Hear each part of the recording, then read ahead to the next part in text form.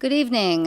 Welcome everyone to the Parks and Recreation Committee meeting for Tuesday, March 15th.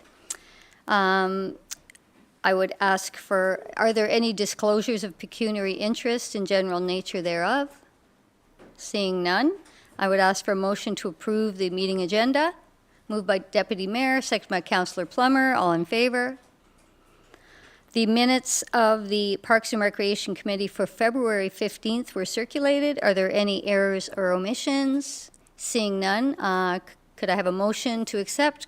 Councillor Jackno, Councillor Abdallah, all in favor? Approved. We have Mr. Conroy zooming in tonight, and so item A is ice rental rates. Ron, take it away. Okay, thank you, Madam Chair. So staff are recommending an ice rental increase for both city arenas for the ice season 2022-23, as well as an annual cost of living clause to be added annually thereafter using the Consumer Price Index.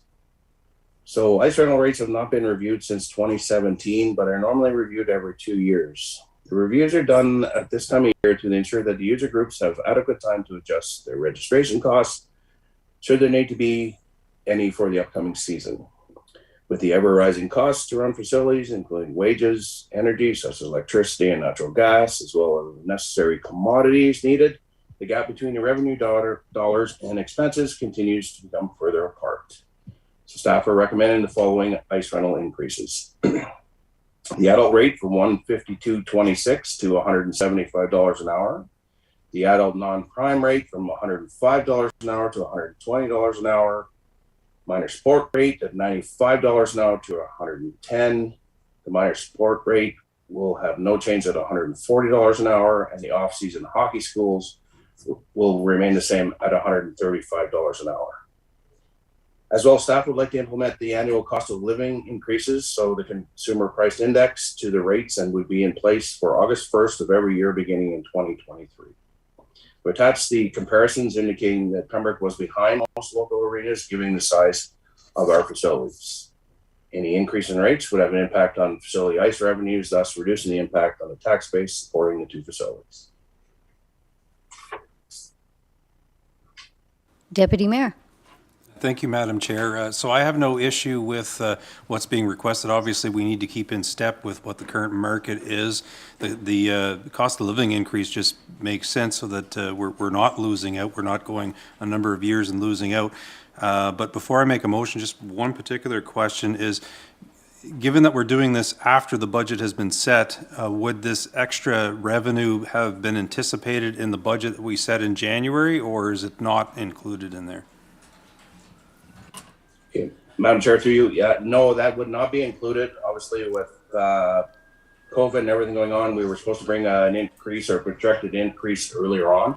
So that will be reflected in the new budget. So there'll be new revenues. Actually, not this year. It won't be till next year because it won't happen till partially through the ice season in the fall. Okay, thank you. Yeah, because I noticed that it's for the year 2022, so I guess this fall and next winter. But having said that, I would move that we approve the recommendation from staff in respect to the increase and the CPI index item. Okay, we have a motion on the floor. Do we have a seconder? Councillor Abdallah. Further discussion? Councillor Abdallah. Thank you, Madam Chair. Just have a question for Mr. Conroy. Can you just elaborate a bit more on the costs, like, for example, the propane and other major items that you use to keep the rink going? Sure, I can, through you, Madam Chair. Councillor Abdallah and I were talking about just the cost of propane. If you go to the gas stations, you realize the cost of gas gone up. Our propane cylinders went from $31 to $42 a cylinder, and we go between 8 and 10 a week.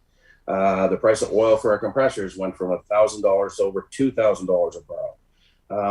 Commodities like janitorial supplies and those things are adding up. They're more costly, whether it's transportation, the ability to get the product, we don't know, but those costs are ever increasing. And I think we have to try and stay in line as much as we can. Thank you. I'll call the question then. All in favor? Supported. Thank you. Next item, Riverside Park Tent and Trailer Park rates. Mr. Conroy again. Okay, thank you, Madam Chair. Again, staff are recommending rate increases for Riverside Park Tent and Trailer park effective May 2022, as well as an annual cost of living increase using the CPI index. The rates for the campsite at Riverside Park have not increased for a number of years, but the costs to operate the park continue to rise. Staff have researched local campgrounds, and most in the area are not municipally operated, so cost comparisons are not consistent. Staff are recommending the following increases. Service rates at $34 to $38 a night, $210 a week to $240 a week. Service sites, $28 a night to $32 a night, and $175 a week to $200 a week. I apologize, for unserviced sites. We have attached a summary of area rates for comparison. Again, any increases would have an impact on park revenues. The CPI would be added annually prior to the opening of Riverside Park beginning in 2023. Any comments? Motion, Councillor Abdallah? I'll make a motion that we accept the recommendation to increase the rates for Riverside Park tent and trailer. Okay, seconder. Councillor Giacono, further comments? Just from the chair, I want to say that we have to keep ahead of the curve because, as you know, this year that curve was quite steep. So I think this is one way of staying ahead. We'll move them up, and then the cost of living rate. I think that will that apply, Mr. Conroy? Was that going to apply here as well? I don't see it. That will apply. Sorry, Madam Chair. That will apply actually this year, May of 2022, because we haven't set the rates. We haven't opened the park, so we can apply the rates effective May. Okay, but every other year, will there be cost of living as in the ice rental rates we saw? That's correct. It's easier from a staff perspective to automatically add the consumer price index annually, and rather than come back to committee on a regular basis. So that's what our plan is. Okay, perfect. Okay, oh yeah, I see that. Thank you. I'll call the question. All in favor? Approved. Next, PMC LED lighting conversion project. Mr. Conroy. All right, thank you. Thank you again, Madam Chair. So staff are recommending the committee approve using PMC capital surplus monies to replace all fluorescent lighting to LED lighting inside the PMC. So staff submitted a Save on Energy grant application in December of 2021 in order to receive the incentive monies to replace all fluorescent fixtures to LED. Results of this application were not confirmed until February 2022. I apologize for those dates. Following the application process and the required project information. Due to the timing of the results of the application, a formal budget request could not be submitted given that the city budget process had already begun. The incentive is based on per fixture rebate rather than energy consumption savings from the existing fixtures to the new fixtures. PMC has 270 fluorescent fixtures in the facility. Replacing all the fixtures to LED would not only save energy, but provide better lighting quality inside the facility. It will also support the climate initiatives that the Climate Advisory Committee have been supporting. In order to proceed with the project, monies will be required to fund the balance of the cost of the fixtures and installation in order to access the Save on Energy rebate. So the fixtures costing $16,200, the installation at $9,300 for a total of $25,500. The Save on Energy rebate for the facility as qualified is $7,740. The required shortfall would be $17,760 to complete this project. There remains $24,275 in the PMC capital surplus from the LED message board installation that could be used to fund and complete this worthwhile project. Councillor Abdallah? Well, I think it's a great thing that we can use this fund that we have access to finish this, to do this project. Fits into the Climate Advisory Committee supporting it, climate initiatives, and it only makes sense. So I'd make a motion that we use the capital surplus from the PMC to replace all the fluorescent lighting to LED inside the PMC. Moved by Councillor Abdallah, seconded by Councillor Reevy. Any further comments? Councillor Giacono? Thank you, Madam Chair. I would like to reiterate what Councillor Abdallah had said about the climate initiatives going forward from the Climate Advisory Committee. In a recent trade magazine today, I had sent it over to some of the folks on the Climate Action Committee. It refers to a small community in Nova Scotia that declared a climate action degree such as we did earlier, and what they're doing is a small community. They're saving enormous amounts of dollars in energy. So there's some innovative ideas out there, and besides saving money, it's going to, save the planet with carbon footprint. I think it's commendable. Thank you. Further comments? Seeing none, I will. So we do have a motion on the floor by Councillor Abdallah. Did we have a seconder? Yeah, we did. Okay, I'll call the question. All in favor? Approved. Thank you. Request for road closure, May 14th, 2022. Ron? Great, thank you, Madam Chair. Again, committee direction is required regarding the above matter regarding the road closure. So a request has been received from the organizers of Heroes for Healthcare Run, formerly known as the Turkey Trot, that raises funds for the Pembroke Regional Hospital. Due to the pandemic, the organizers have renamed the run and have moved the date. The event will include a 2-kilometer kids family run as well as a 5-kilometer run, and organizers plan on using the same route as the Turkey Trot, which has been attached.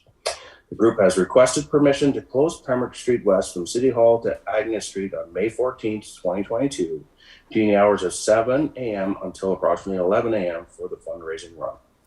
Event organizers will be hiring OPP officers to provide traffic control for runners crossing Lake Street at Agnes, and have also obtained approval from the PBIA as attached. There's no financial impact associated with this report. Any comments? Madam Chair? I'm sorry, Councillor Reevy? Thank you. I thought I had to use my outside voice. I think we have to support this. Many years. It's a phenomenal event, draws a lot of people to it, and I would move that we support the request. We have a motion on the floor. Do we have a seconder? Councillor Jackno. Further comments? Councillor Jackno. Thank you, Madam Chair. I'm just curious as well as to, I know there's a large number of people that come into the community. Would Ms. Conroy have any idea of how many participants there would be? Through you, Madam Chair, I actually don't know the magnitude of the run. Obviously, it's been a couple of years since we've had it, and the appetite for people to come back to Pembroke. There's always been a good turnout in the past, so I could reach out certainly to the hospital and get those numbers and directly contact the councillor himself. Deputy Mayor? I was just going to, in terms of that particular question, perhaps Councillor Frenier is best suited to answer, because I believe you've always been involved in that particular event. I was always involved in the zombie run that took place, but I would be surprised if there was less than 400 people. They usually draw a very good crowd, and this is a family one, and you usually see them through the downtown going for lunch afterwards, and it's usually a great day. But I would be surprised if there was less than 400 or 500 participants. Yeah.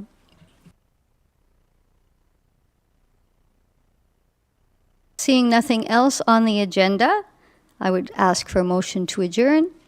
Moved by Councillor Abdallah, second by Councillor Plummer. All in favor? This meeting is adjourned. Thank you.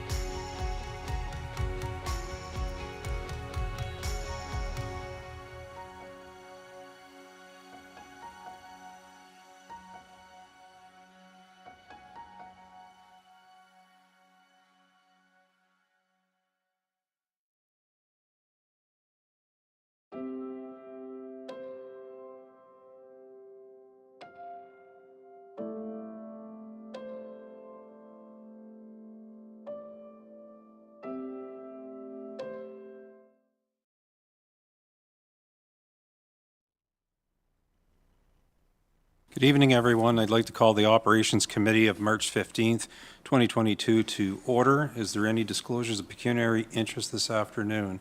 Councillor Plummer? Yes, item 7D and 7C. Okay.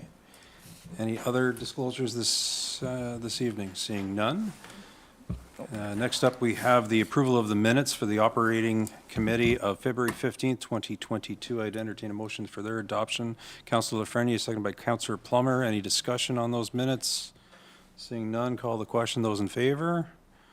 And that's carried. And Councillor Reevy, if I miss you, I'm writing down on my sheet to keep looking at the screen because I keep forgetting to do that, so holler. Okay, thank you. So any business arising from those particular minutes? Seeing none. Next up, we have a presentation this evening, so I'd call upon Mr. McCowan if you wish to bring in your report and to introduce our presenter this evening. Thank you. Tonight we will be presenting the findings from the transit feasibility study. So I do want to remind you that several months ago we did present the findings from phase 1 of that study, and tonight we will present the overall findings from the study. So we will recap both that first phase and then the second phase and tie that together. So phase 2 of that study just concluded, and in that phase, our consultant, Paradigm Transportation Solutions Limited, was working to build a conceptual service plan for the city and a potential transit solution, which would include ridership estimates, vehicle requirements, and a fare framework for us, as well as a preliminary budget for the first 3 years of operation, looking at both diesel and electric, and then studying potential greenhouse gas emissions reductions. And so we are now at the end of the transit feasibility study with the end of this second phase. And so our senior project manager, Tom Willis, is here with us tonight virtually to present the findings of this report at an executive level. And he will be able to answer any questions that may come afterwards as well. And so as you've been able to see, I hope as well, that full report, to get into it a little deeper, was attached for you as well. But Tom will be able to present the findings here. So I am happy to introduce Tom Willis from Paradigm Transportation Solutions Limited. Excellent. Thank you, Elijah. I'm just going to share my screen.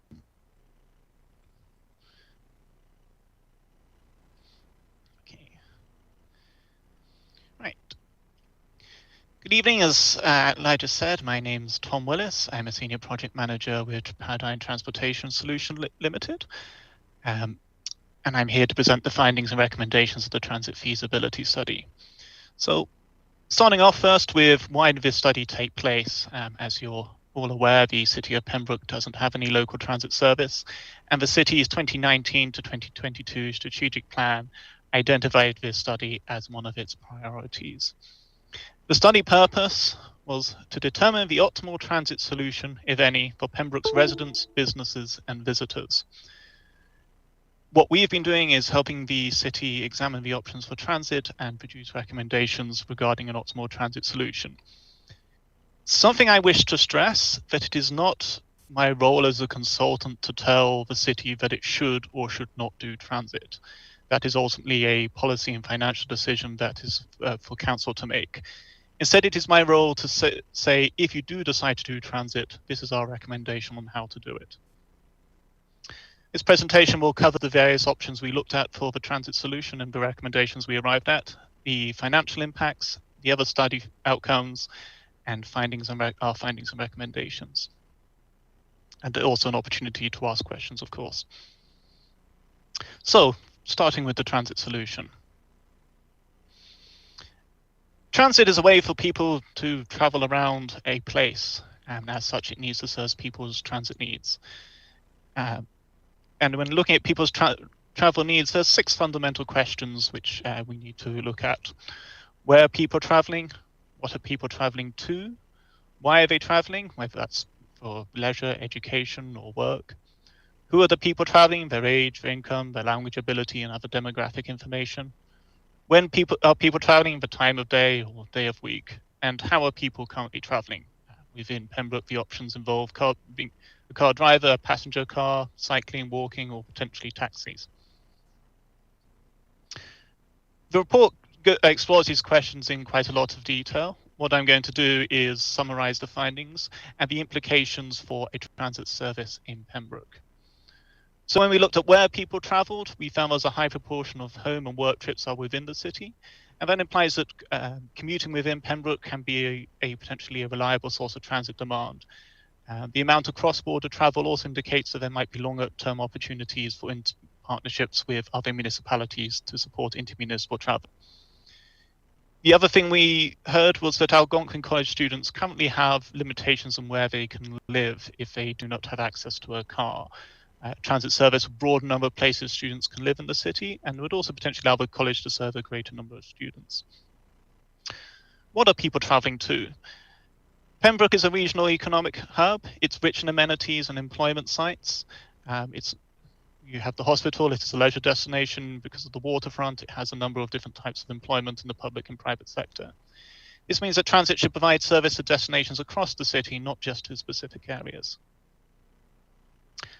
When we look at why people travel, for communities the size of Pembroke, typically trips other than to places of work or education are actually attract the majority of trips. So those are trips, for example, for shopping, for leisure, for healthcare. Commute to work is actually a slight minority. This means transit in Pembroke has the opportunity to serve a variety of trips throughout the day and not just be peak period of commuters going to and from work. When we look at the population of Pembroke skews older than the provincial average. Seniors are more likely to use a car to not use a car, whether for medical or financial reasons. And as such, we see seniors as a particular key market for transit in Pembroke.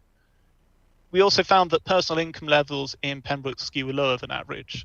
And this typically suggests a greater proportion of people who won't have access to a car or for whom a car is a financial burden. And this reinforces both the need for transit and also the benefits of providing it. Finally, the census data reveals that Pembroke has had a relatively high proportion of new residents in recent years. And this provides an opportunity to promote transit to new residents so that when they move to the area, they are able to take on new travel habits.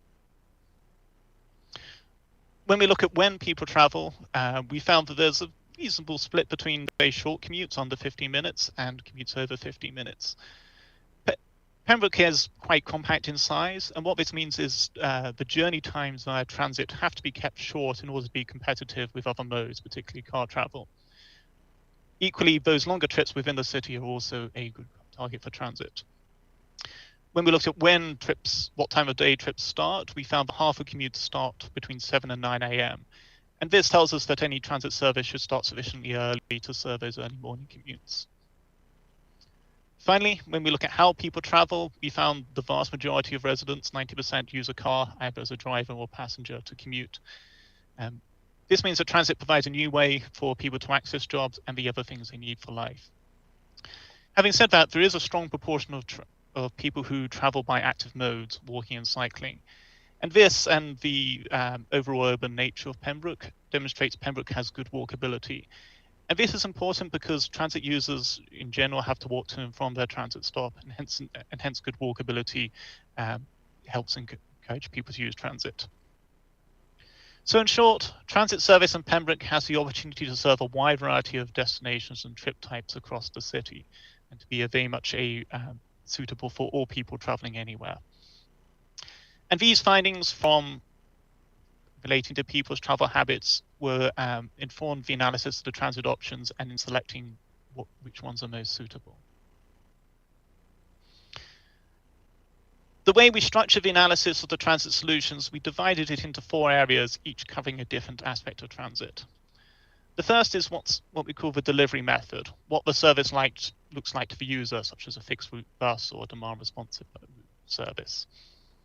The second end is the operator, who actually runs the service behind the scenes and employs the people who drive the bus and maintain the bus and manage things. Third aspect is the vehicle, how the service is operated. So the size of the vehicle and also the fuel type of the vehicle. One particular area of interest for this study was the use of electric vehicles for transit. And finally, the service, where and when service is provided, such as whether a route serves a particular community and what times of day and what days of the week it operates. So we're going to examine each of those 4 areas in turn. So starting with the delivery method. Some of the questions we ask ourselves when considering delivery method are the access arrangements, how do people get to and from transit? The routing, how is the routing of the bus set? How predictable the journey time is it the same from day to day? To what extent do passengers have to share with other passengers making the same trip? What drives the costs of the service? What size vehicles are typically used? What the productivity of the model is, that is, what is the maximum number of boardings per hour a particular model can accommodate? What are the overarching goals of the service? It's important to stress that for these questions, there's no particular right or wrong answer. What matters is the answers are particular to Pembroke and its needs. If we were to ask the same questions in a rural area or a city with 10 million people, we would get different answers. So the options we considered are listed there on the right. I will run briefly through them. There are fuller descriptions in the report. Fixed route transit is the one people are most familiar with. A bus operates upon a preset route, calling it stops at predetermined times. Deviated route is a slight variant of that, where buses have the option of deviating off the route to serve a particular destination. Demand responsive connectors, scheduled and non-scheduled, are where service connects to a form of higher order transit, such as a rail service or intercity bus service. Demand responsive services, the next 2, these are services where passengers have to pre-book, and the route and timing of the bus varies in accordance to the individual demands of the passengers. Point to point is where the bus picks you up and drops you off at bus stops. Door to door is where the bus picks you up and drops you off, well, technically at your curb, but essentially outside your front door. And finally, taxi or rideshare vouchers are a system whereby a municipality directly subsidizes taxi rides.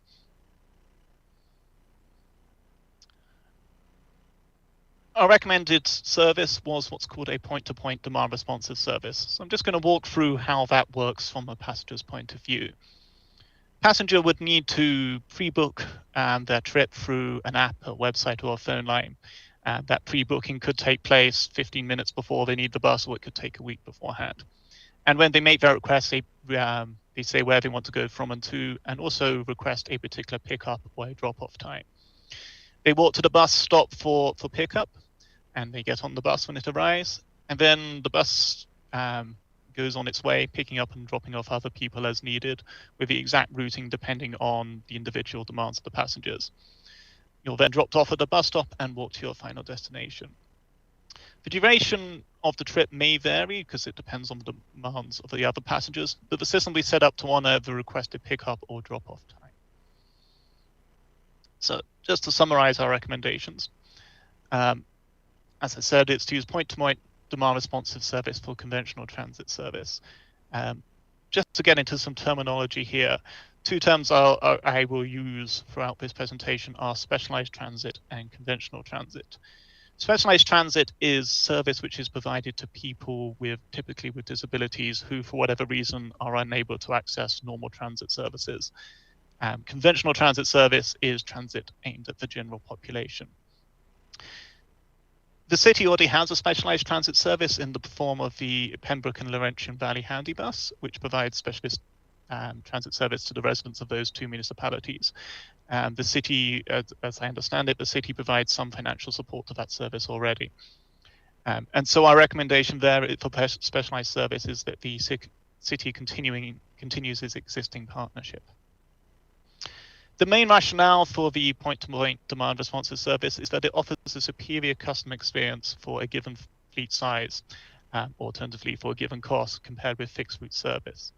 And by superior customer experience, what I mean is it offers shorter walk times to the bus stop, it offers shorter time in the vehicle, and as a result, the door-to-door journey time would be substantially less than a fixed route service. Because it's got a shorter journey time, it therefore is more attractive to potential customers and is likely should attract more users. So that's the delivery method. Moving on to the operator.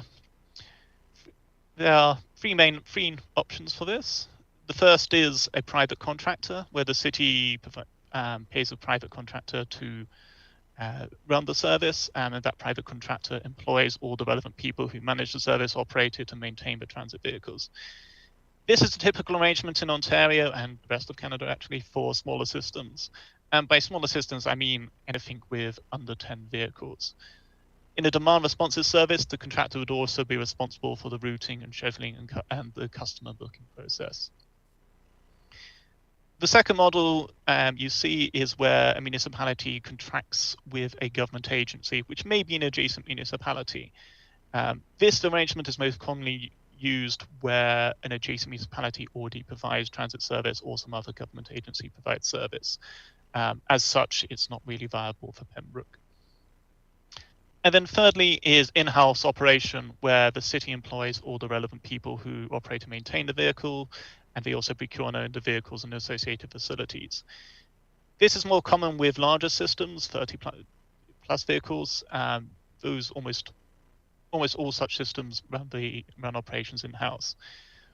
Where those systems operate a demand responsive system, they typically contract out the software aspects, even if they're running the vehicles themselves. An example of this is the city of Belleville, which manages transit in-house, but they offer demand responsive service in the evenings, and the software there is something obtained from a third-party contractor. Our recommendation is that the city should use a private contractor.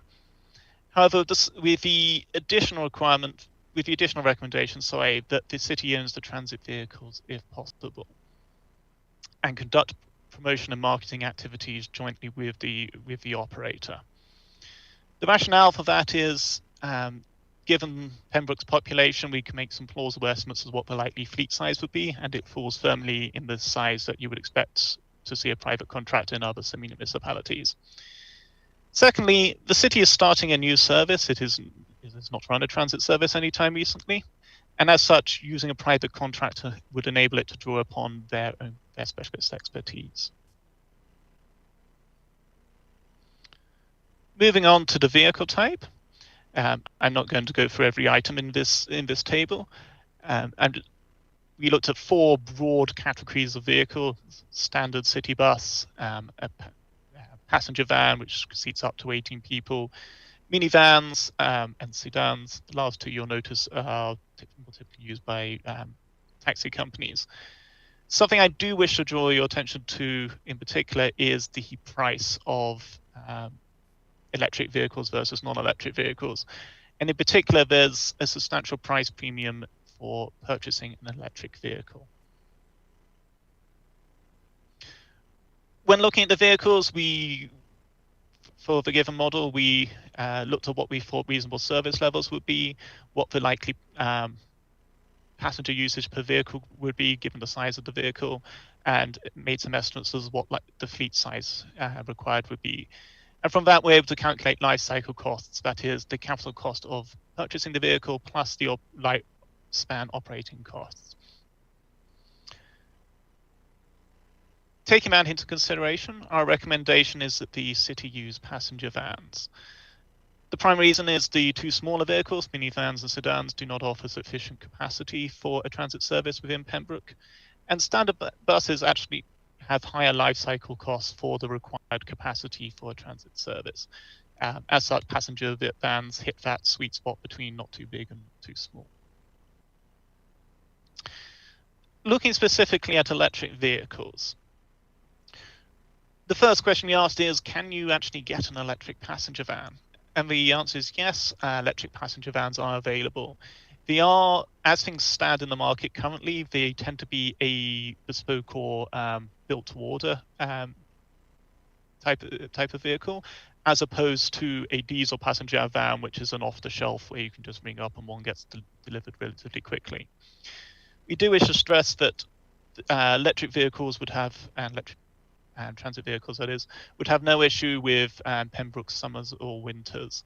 The example I like to give is Edmonton is currently in the process of transferring to a all-electric fleet, and their winters are substantially colder than Pembroke's. The primary difference between the two is the cost. The capital cost of electric passenger vans is currently substantially higher, 2 to 3 times. That said, there are third-party grants available from organizations, including such as the federal government, looking to help green the vehicle fleet. The operating costs are slightly lower. The emerging view is that life cycle costs for standard buses, not passenger vans, seem to be fairly similar for electric buses and diesel-powered buses. That is, the lower operating cost of electric buses offsets the higher purchase cost. However, this is still real-world assessment of this is still ongoing. Nobody's yet got to the point where electric buses have worked through their entire life cycle. Electric passenger vans, unfortunately, is sufficiently rare that it's not possible to make a definite pronouncement one way or the other. One additional thing I wish to touch on is charging. The two main ways a transit bus can be charged up is either at a maintenance facility once a day, typically overnight, or in some ways charged up whilst it is in service. The City of Brampton is actually trialing out an en route charging facility right now. So our recommendations regarding electric vehicles is to inform Council that electric passenger vans are a viable option from a operational and service perspective. That any charging should be done at the maintenance facility in view of the fact that it's a demand responsive service without a fixed route. But ultimately, it's a policy or financial decision for Council to make. There's no operational or service related reason to pick one or the other. And ultimately it comes down to, is Council willing to spend the higher capital cost given in order to achieve their desired policy goals? That decision doesn't have to be made today. It doesn't have to be made when Council decides to proceed.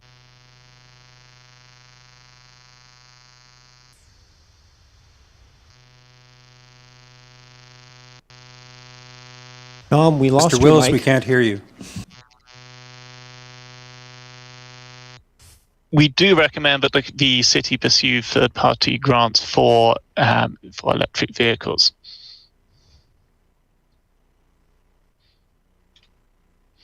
Finally, service. Where and when should service be provided? As I stated at the beginning of this presentation, our remit was to examine transit throughout the city. None of our findings indicate us any reason to exclude any particular part of it. We note that the service delivery method allows bus stops to be placed in any location where the city chooses.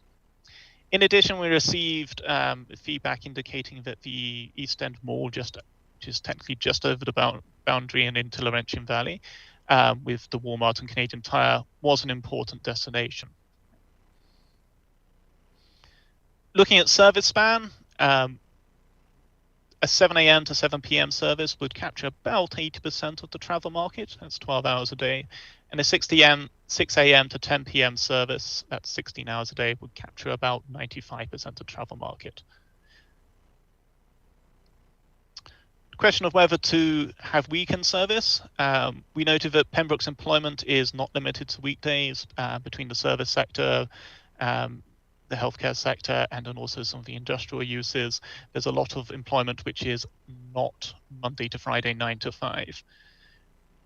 We also noted that there's strong potential for transit to serve non-employment trips, leisure, shopping, healthcare. And again, these are all trips which take place at weekends, if anything more so than during weekdays. So our recommendations. Recommended service areas anywhere within the city boundary, plus the Walmart/Canadian Tire Mall. Regarding bus stops, that they be located at the intersections of major roads, at major trip generators, and then anywhere else within the city where is needed to provide coverage and bring everyone within, most people rather, within a 400-meter walk. In terms of service span and days, our recommendation is a 7 a.m. to 7 p.m. service at launch, with a 6 a.m. to 10 p.m. as a longer-term aim, and equally a 7-day-a-week service from launch. So, moving on to the financial impacts. How much is it all going to cost? One important part of the finances is the revenue side, looking at the fares, how the fares be structured. Our recommendation is to keep things fairly standard, in line with typical practice. So free travel for children, that is under 12s, discounted travel for students and seniors, and full price for adults.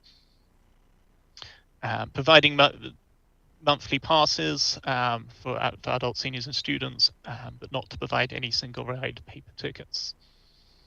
Topic of fare integration was something which was raised. As things currently stand, the city does not have any transit in its neighbouring municipality, and so our recommendation is just that the city be open to integrated fares should any other local transit system start some form of connecting service. Next was the U-Pass. I shall explain a little bit more about this for people who are not familiar. A lot of post-secondary institutions in Ontario, which are served by local transit, have an arrangement whereby students pay a fee alongside their tuition, and in return, all students get free use of transit. The preliminary feedback we received from both the college and also from the student body is that they are broadly supportive of this. And so our recommendation is that the city actively engages the student body and implement if they support it. However, our recommendation is also that the city wait until after services started before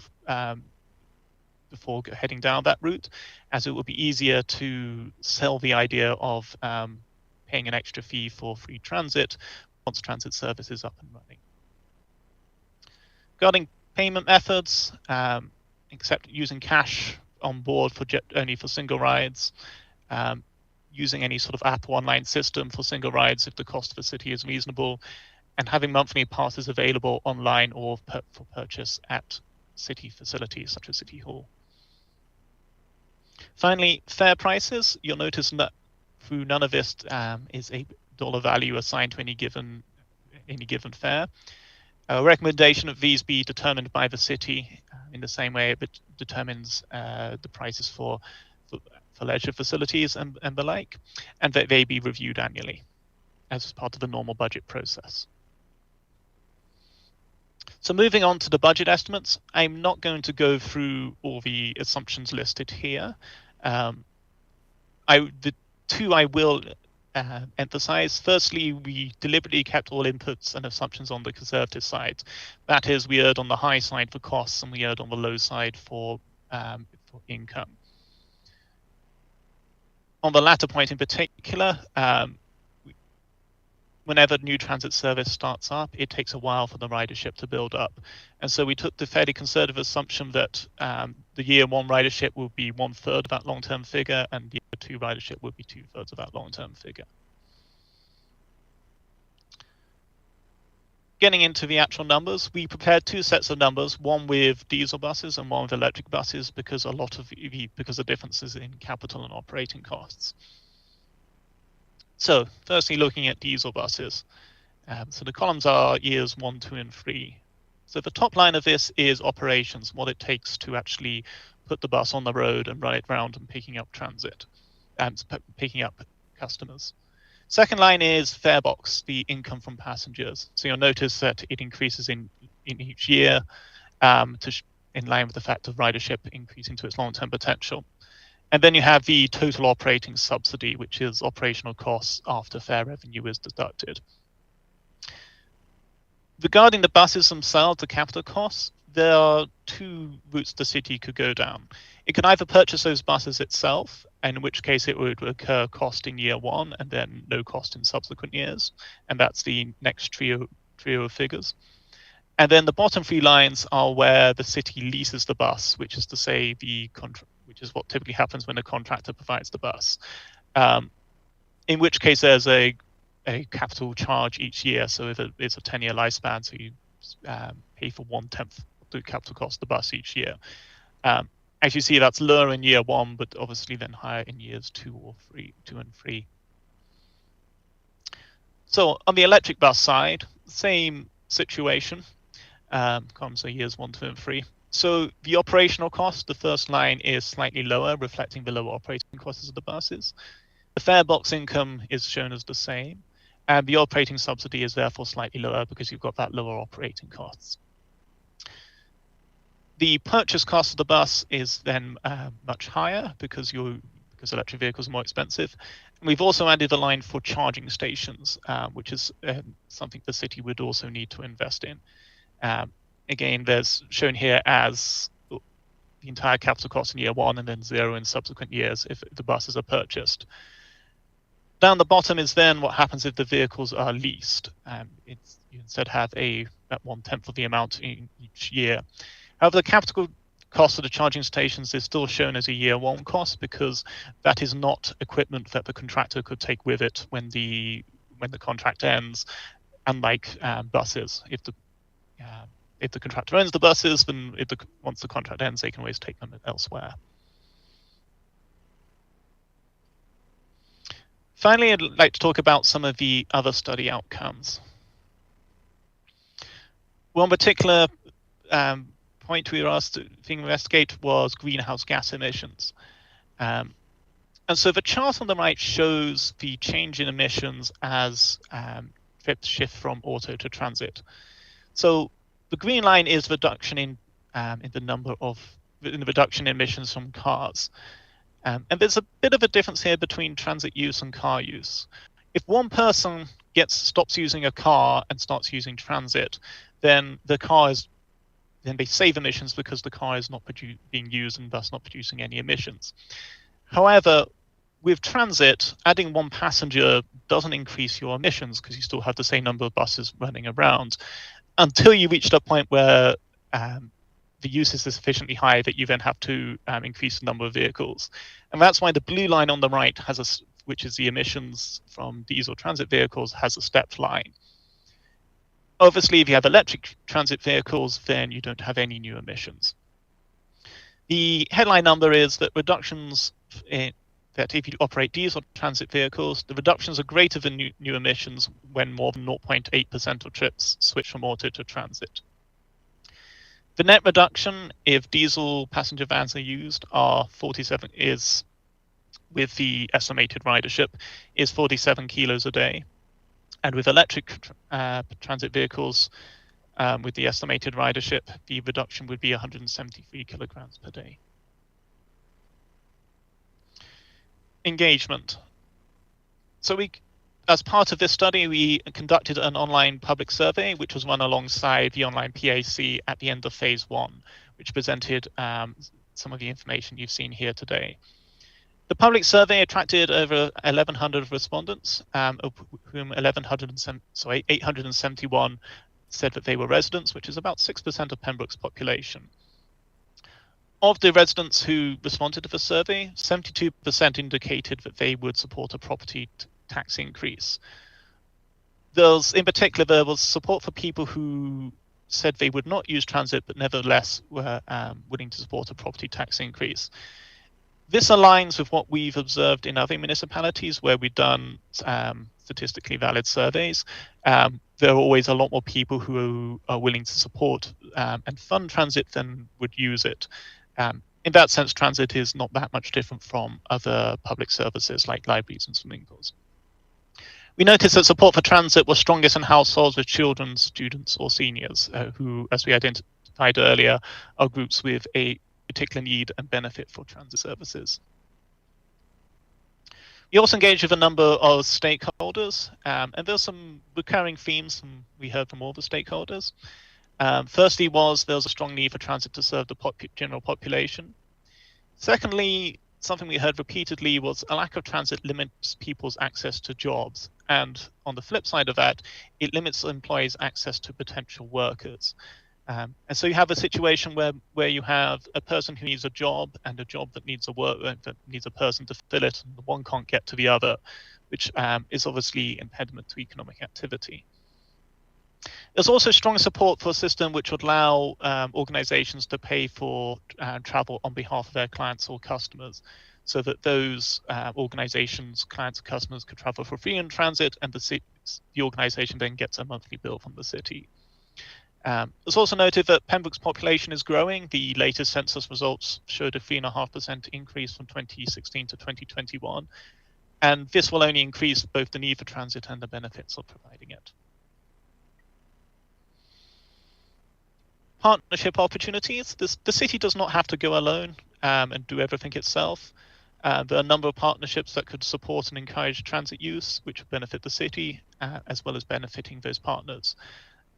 What goes into detail as what those potential partners are and what the benefits for each would be and what the benefits to the city would be. We identified other municipalities, major trip attractors, whether that could be employers, it could be the hospital, educational institutions, both post-secondary and otherwise, seniors residences, their social service organizations. The preliminary discussions we've had so far of those organizations have all been universally positive. That said, the city doesn't need to limit itself to just providing transit. There are other things this city can do to support the provision of transit. Firstly, we recommended that there be some designated member of staff, not necessarily a new full-time post, it could be part-time within the existing role. That the city establish performance metrics, and those are listed in the report. And those metrics will let the city see that it is getting an effective, efficient, and high-quality service. The city should market and promote the service to encourage people to use it, and engage with third parties, including those partners we identified. Next recommendation was regarding a pedestrian-friendly environment. As I commented earlier, transit users all have to walk to and from the bus, and thus anything the city does which makes things better for pedestrians automatically makes things better for transit users as well. We've recommended the city pursue any third-party grants which are available, and the report lists some of those potential sources of money. I note that our presentation is taking place in the run-up to both the federal and provincial budgets, and it is eminently possible that some new funding source gets announced in either of those two. And finally, the reports list a number of best practices for the RFP, which will enable the city to maximize the chance of the private contractor providing the service the city wants and needs. So I'm just going to, final slide, just to summarize the findings and recommendations. There's a wide range of people who would benefit from transit. It would serve a wide variety of travel markets and trip types. There are feasible options for transit service in Pembroke that fulfill those needs. There are multiple partnership opportunities that exist and would help transit be successful. And a sufficiently used transit service would result in a net increase in GHG emissions. The next steps, subject to council approval, obviously, would be after any potential endorsement of the report's recommendations, council would then make a separate decision to proceed with transit service. If it makes that decision, then the city would need to engage with internal and external stakeholders to finalize the details of the service, create and publish an RFP and evaluate the responses, and then work with the selected bidder to initiate and support transit service. So that was the final slide. There's actually one more. So just a summary of the recommendations. Conventional transit, point-to-point demand responsive service, specialized transit, continuing with the existing handy bus service, using passenger vans with the choice of electric versus diesel being left for council to decide, using a private contractor for operations with the city owning the vehicles if possible and conducting joint promotion and marketing with the operator. The service area being all of Pembroke plus East End Mall, running 7 a.m. to 7 p.m. 7 days a week at launch, with a longer term aim of 6 to 10 p.m. and the supportive actions listed I've just discussed, and implementing the RFP best practices. And that concludes my presentation. Thank you. Thank you, Mr. Willis. So now at this point, if there's any questions from councillors, if you would entertain those, Mr. Willis. So I have Councillor Abdallah with a question for you. Hi, Tom. Thank you for the detailed and very informative and good report. I know you and your staff have spent a lot of time on it. We've had a few meetings, and we appreciate that. Just two questions I have. Number one, the cost estimates for the diesel and the electric, $70 for the electric and $75 for the diesel. Are those conservative high-end estimates? Could the actual cost per hour be lower? Is that possible? Yeah, what we did is we looked at various municipalities, small municipalities that also contract out service, and we took a number which was at the high end of the range. So it is possible it would end up that number. It is also possible it would end up lower. Okay. To take a no surprises approach. Thank you. And the next question, what actual percentage do you estimate of greenhouse gas emissions are lowered with 1, electric vehicles, and 2, gas or diesel? What percentage do you think would be lowered? That's a hard question to answer because I don't know what the total emissions in the city are. What I can say is for every percent, or if you have electric vehicles, then for every percent of people who switch from car to transit, then you reduce emissions from cars by the same percentage. If you have diesel buses, then the reduction is about 1/3, as it would be with electric vehicles. So based on your experience in other reports you've given to other communities, would you say a city the size of Pembroke, we could have a 20-30% reduction with electric?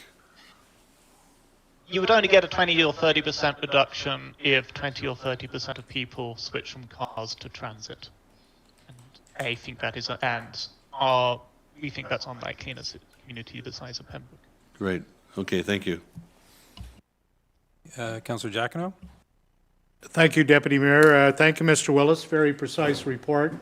I have a couple of small questions. The passenger vans, how many passengers will that accommodate? I didn't hear that. Is it 8, 6? For you, Mr. Chair, depends on the configuration, but up to 18. Okay, up to 18. Can be anything between 12 and 18. Okay, very good. It's not generally above 18. My other question is, service is good, but people only want to use the service if the times are acceptable to get them from A to B.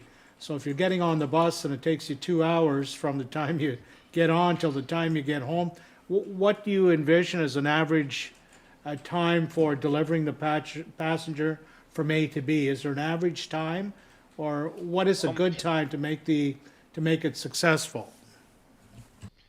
For you, Mr. Chair, for somewhere the size of Pembroke, based on what we've seen with other similar demand responsive systems, you'd be looking at an average time on the bus of 10 to 15 minutes.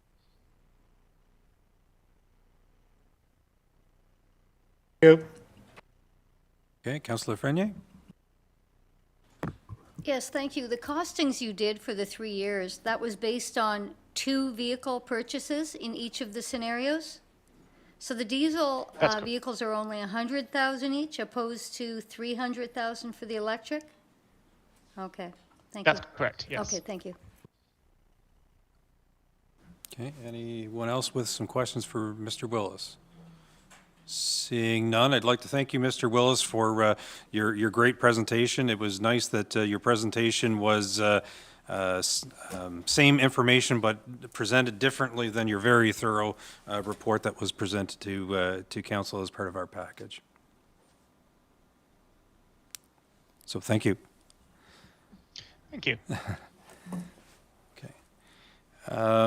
Okay, before we move ahead to new business, as a matter of housekeeping, I got ahead of myself. Can I have a motion to approve the agenda?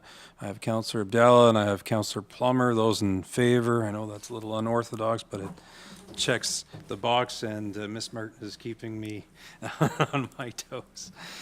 Okay, next up, we have 7A. We have Transit Feasibility Study Next Steps, and so I would turn it over to Madam Treasurer.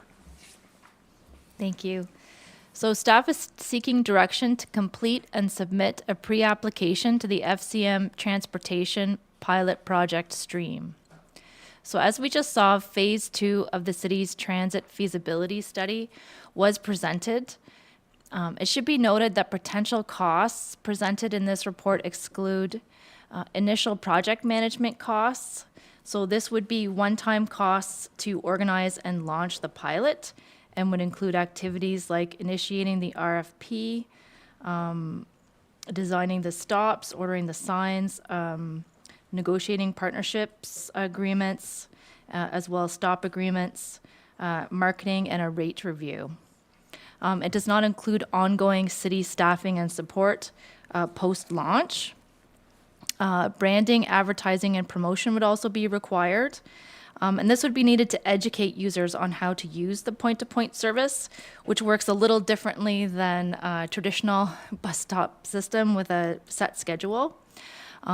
There would be some legal requirements. So for example, if we were to have stops on private property, we would have to pay for the supply, installation, and maintenance of bus stop signage throughout the city. And as well, all of these costs could be offset by possible grant funding.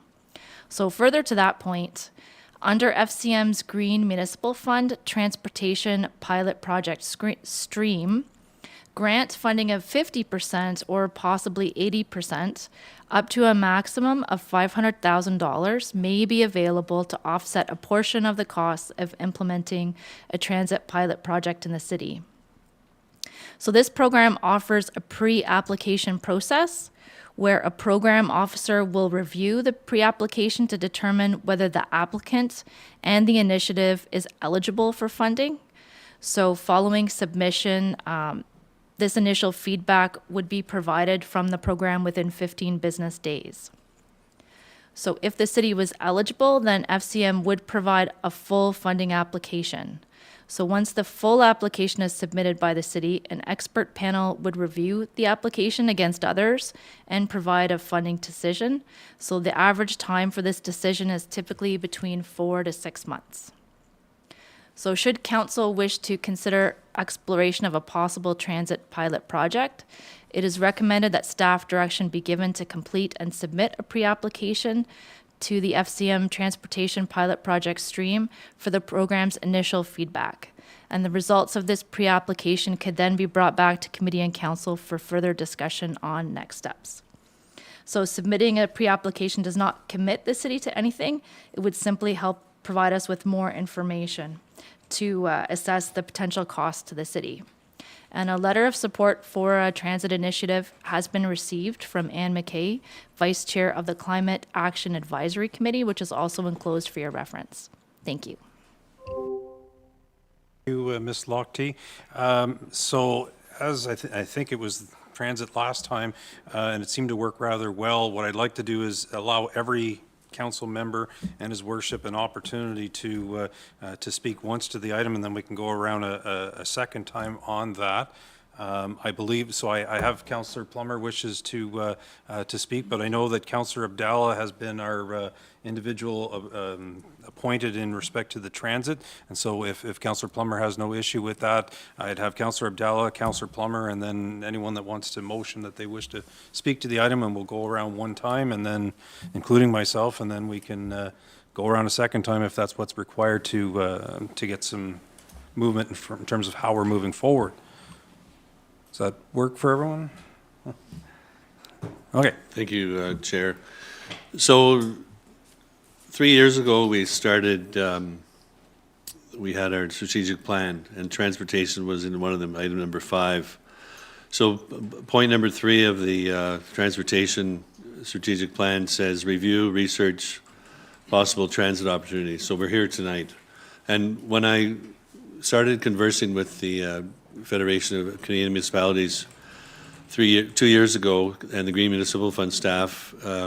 They explained to me the logical process, which was we do the feasibility study, and we get the results, and the feasibility study is a precursor to applying for a pilot project through the Green Municipal Fund, where we can get up to $500,000 or up to 80%, because communities below 20,000 can get up to 80,000, up to 80% funding. So if we did go with the pilot project, and if it did well, phase 3 would be implementation, but we're not even there yet. So I'm very glad to see that staff and Ms. Lochte has come forward with this possible strategy to continue the momentum and carry the file forward. When you put in your pre-application, there's 2 things they tell you. First of all, if you're eligible to apply, and the second thing is the likelihood of success based upon your pre-application. There's no guarantee of success. It's very competitive, but in my opinion, it's worth a try. We've seen from the presentation, from the survey, that transportation is in demand. There's a need for transit in Pembroke. The reason that there's different funds available for the electric vehicles. They are more expensive. As far as pricing goes, you can get an electric van out of the States for under 79,000 Canadian, 15 passenger. The charger can cost up to $64,000. So there are different options. There's different grants available for the city. If we ever did decide to apply for a grant in line with the Green Municipal Fund pilot project, the rural transit grant provides up to 80% funding for vehicles, and you can stack that with provincial funding to make it possible to have 100% of your costs covered. So there are funds out there. Zero emission funds provides 50%. These are both federal programs. We've seen that Algonquin College is a major stakeholder. We've had conversations with them. There is a possibility of carrying the conversation forward, whether or not they do a referendum on getting a transit pass for all their residents, or whether they just keep it optional. That's up in the air. That won't be decided until we have a product on the streets. So we don't know. The thing about transit is it lifts people up. It serves a vulnerable community. In conversations with mental health services at the hospital, they told me that they would have 70 to 100 clients a month using a transit pass. They're spending up to $150 to $300 on cab fare. Same thing with the Ontario Works people. So there are partnerships out there. Mr. Willis has indicated that the estimates are high. So the cost could be lower. And I'm concerned, like everybody else, about his estimates. We know transit is expensive, but I think it is worthwhile to carry forward and do the pre-application.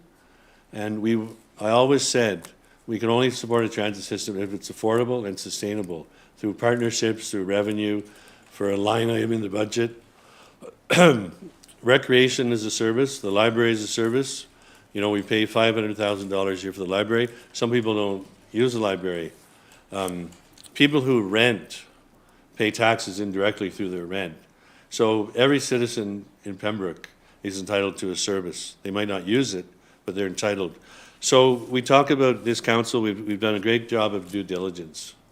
And I feel that by moving forward with the pilot project pre-application, and the staff can come back with a report, we're doing our due diligence. To stop it in the works tonight, we would not be doing our citizens a service. The funding is available. It would be prudent to apply for it. We would have to put in our own funding, but it's only logical, because if you do a pilot project, you find out the real demand, the real costs, and you find out what's out there. But if you don't do the pilot project and you say tonight, no, we're not doing this based upon this report, that was the whole reason to do the report, to submit it, to use that data, submit it to the Green Municipal Fund staff and see where we're at. So I think it's prudent on us as a council to carry forward and find out the real costing and do the pre-application. It's not costing us anything to do that, and then staff will come back with more information on what's involved. And so I urge council to support this, direction the staff is looking for. Thank you. Thank you. Councillor Plummer? Thank you, Deputy Mayor. So I'm definitely in favor of staff's recommendation to submit the pre-application for the FCM Transport Pilot Project stream. This would certainly put us in the right direction of seeing it even affordable to start the pilot project. So I am in full support of applying, and we will, there is no cost at this time, so I'm not concerned about that. We can then review final costs once a decision's been made, if we're successful in the grant application or not. I don't see it's preempted to say no now if we haven't even applied for it. So I think it's prudent to go ahead and apply for the fund. Thank you. Councillor Freni? Yeah, I agree with everything that the councillors have said. I think a 3-year pilot, if this is funded, I think it would be a great opportunity to increase ridership, hopefully. And then if it isn't increasing, then then we know, obviously, that we can't afford the service. However, I think it's really crucial that the discussions don't stop with our partners, letting them know that we have applied for this and continue to work with them on what it would look like, have them finalize some kind of partnership agreement. I agree, OW, they have a large budget when it comes to transportation for the clients, just even within the city. But I mean, I guess I'm a little worried about, I know that, are we going to be competing with other local service providers that have that revenue stream now? So I guess, I mean, that might be controversial down the road as well, because we know that they use taxis now. And so I don't want to get into that right now, but we want to know what are our guarantees going forward. So I would love to see those conversations continue. Thank you. Councillor Reevy? Thank you, Mr. Chair. I'm also in favor of doing a pre-application. That way we can see if there is grant funding available to us, because without any funding, I don't see this ever getting off the ground. I don't think our ratepayers could to stomach the cost of a transportation service. So that said, yes, I think we should go ahead with the pre-application. I do have some reservations, and it could just be my own ignorance, but when I look at the greenhouse gas emissions, specifically the transit vehicle emissions versus reduced automobile use, I think that most of the ridership would be individuals that don't already have cars. So I don't really see how we're going to have any emission savings there. If those cars aren't on the road, our emissions may possibly go up slightly because we have transit vehicles. So I'm just throwing that out there as my own possible ignorance. In terms of the costs to the ratepayers, the budget numbers that we were given, possible budget numbers. Now, the survey that did go out, people were asked if they would support a tax increase of approximately $25. Well, that's not the case in what we're looking at now for transit options. In fact, it's likely 7 to 8 times more. So I would like to see, as we move forward, that the residents of and ratepayers be given the numbers. This is what transit will look like to you on your tax bill each year. I think that's important, and it's speaks to the transparency of what we're doing. I was happy to hear Tom give us the average time on the bus being 10 to 15 minutes. So I can probably get across town in my vehicle within about the same amount of time. So I'm good with that. Add on a bit of time to walk to and from the stop and to where you're going, but I think that's okay. The biggest thing I want to say is that I am not supportive of electric vehicles right off the top. I think it's too expensive. If we do down the road go in the direction of having a pilot project and we find we don't have ridership or it's not sustainable, then we've spent a whole lot of money on infrastructure cost to charge electric vehicles. So I think in terms of down the road, and if I would prefer to go with the diesel model. I guess finally, my thoughts are with these partnerships, awesome. I do believe there are many different services here in Pembroke that would have a larger ridership, and they've been mentioned, mental health services, Ontario Works, ODSP, all provincially funded organizations. So we have to be very clear on expectations of partnership, because we would in essence be asking our ratepayers to subsidize provincially funded entities. So those are all the things I have to say, and but I will support moving forward with a pre-application. Thank you. Okay, thank you, Councillor Reevy. Councillor Giacono? Thank you, Mr. Chair. Not going to debate Councillor Reevy on the greenhouse effects of people using a bus, electric bus, as opposed to another type of transportation. She indicated that, a lot of these people don't have vehicles, but obviously if they're going to the hospital, they're getting in a cab. So if they're not using a vehicle of that nature, they're not using the gas and producing greenhouse effects from using the cab to get there. If we look back, 100 and some years, people thought that the electric, the combustion engine would never replace the horse. They laughed at that. We're moving forward. Society is emerging. We look around at the gas prices that we're seeing today because of, the world situation in Ukraine, and they just continue to escalate. So I feel that looking at electrical vehicle, perhaps maybe it's more expensive at the beginning. If we look at the cost savings in fuel, maintenance costs, et cetera, I think that'd be a considerable saving over a number of years. I'm in favor of going forward with, we've really nothing to lose, to investigate further and to see what our options will be. And I guess Mahatma Gandhi kind of summed it all up when he said the true measure of any society can be found in how it treats its most vulnerable members. So we're looking at treating, people that have vehicles, they don't need a bus. They can jump in the car and go. But maybe through education and, trying to save our planet in the long run, we have to look at climate change. We're seeing the issues that are impacting us. The storms are more prominent. Hurricanes, tornadoes are stronger. And, we have to look at doing something different. So I think we should move ahead and see what happens. If we can get the funding, fine. If it works through other recommendations, doesn't work, at least we would have tried. Thank you. Worship?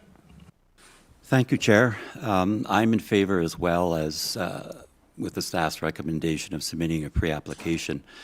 I think for years we realized that transit, and I think it would be extremely important for the city. Part of our mandate as a council is to provide services, whether it's infrastructure, sports, and so on. And of course, we would be adding, once again, which was in our community years ago, a transit system. I found the transit feasibility study, this phase 2, just excellent. The main points were point-to-point demand as an example, keeping the handy bus, a third party to operate it, but also the most important part here are the third-party grants. As everyone has mentioned, there is no way a municipality can operate a transit system without grants, whether it's federal, provincial, and at the moment we know there is funds available from the federal government, which goes through the Federation of Canadian Municipalities. There is also provincial money available. So when we're looking at, hopefully we're looking at the possibility, the feasibility of a community our size, getting grants as we do for infrastructure, which the grants may be higher than other municipalities because of the makeup of the population in the city of Pembroke. So I think it's really important that we do move forward, and I think this is the way to move forward with the pre-application, because we'll have some idea of, okay, will we move forward? What is it going to be to the cost to you and I, to the ratepayer out there, to keep, because we want a system that is sustainable, not a system that we're going to put out for 1, 2, 3 years and cut again. That's already happened in the city. So I'm looking forward to getting the report, and I know it takes time, and it's not something that's going to be done overnight, but I think this is the right step that's being recommended by staff. Thank you, Chair. Thank you, Your Worship. Before we go around a second time and/or receive a motion so that we can move forward, I guess, if I can say it this way, as I said last time, in principle, I agree with transit. I understand that there's economic advantages that comes with that, so I understand that.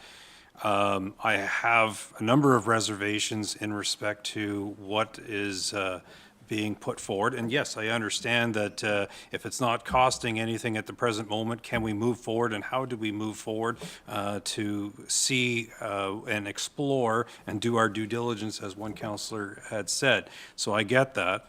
If I can go back to the beginning, which is part of this particular report, we see that a SurveyMonkey survey went out there, and that approximately 6% of the residents of Pembroke were in support of a transit system. I find the word resident interesting, because when one looks at the report, then we get into items such as a number of the individuals seemingly that were polled are college individuals and so forth. And I often wonder about who it is that's completing different surveys, and I understand that we're past the time frame in terms of the next election to have a question put on the election ballot in terms of the whole transit item. But it makes me wonder in terms of resident versus ratepayer, because sometimes those are totally different animals. The ratepayer, as we know, is the ones that are paying our taxes. So we went through a budget process, and it was, as most budgets are, very strenuous in terms of trying to get through the budget process, recognizing that we only have one ratepayer, one individual that's paying the water, the sewer, the garbage collection, and the taxes. I find it interesting that the study was put to people through SurveyMonkey that, as Councillor Reevy says, that the increase would be, the increase would be $25. And it may be that a result of how council moves forward, we're able to analyze that and see, is it $25 or is it $100? Because I suspect that, and I'll comment on this in a second, that when you ask a ratepayer 25 versus 100, and depending on who you ask in terms of a ratepayer versus a resident, you might get a different answer.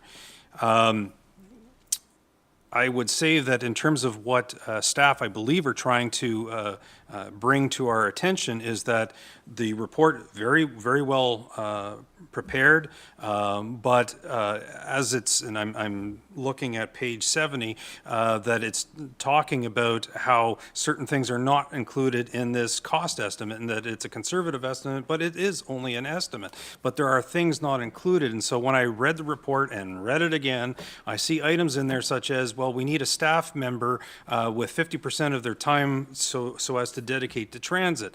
Unless staff want to tell me otherwise, I do not know of any staff member that has 50% of their time that is not being occupied at the present moment that they can dedicate to transit. Furthermore, so if we're going to hire someone, if part of this and it's moving forward and we're hiring an employee to address this transit, I've yet to see an employee that doesn't take holidays, doesn't get ill, and so forth. So are you hiring 2 employees? I'm just simply trying to point out the practical questions that I have. Another one is we are bursting at the seams, and until we build a pool and with maybe some office space, there is no place to put additional individuals so as to be that conduit in terms of managing the, because you can hire a company, but there still needs to be someone that's being tasked. Is it Miss Sorio? Is it the Madam Treasurer? Who's being tasked with overseeing our transit if we got to that particular point? And I realize we're not there this evening, but I'm trying to highlight and say, some alarm bells, at least for myself, are going off saying, when you get to this particular part, watch what the costs are and watch what's not being talked about, because there are different costs that we need to be aware of.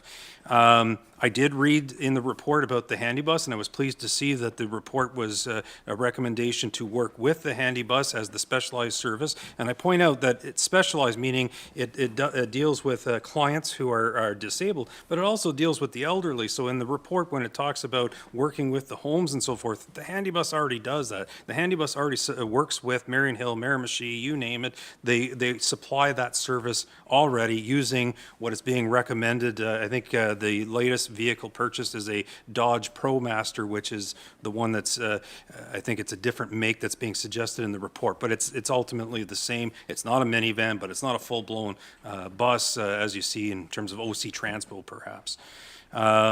But when I look through the report, it begs questions like, well, where do the vehicles get stored? The report says, well, you don't want them going back and forth to wherever the company is, so where would you put it? And frankly, our operations department has no room for it, so I don't know if buses would be stored at the PMC or where they would go. And then if you're exploring this concept of electric buses, where do you put the charging stations? Where do you put these particular vehicles?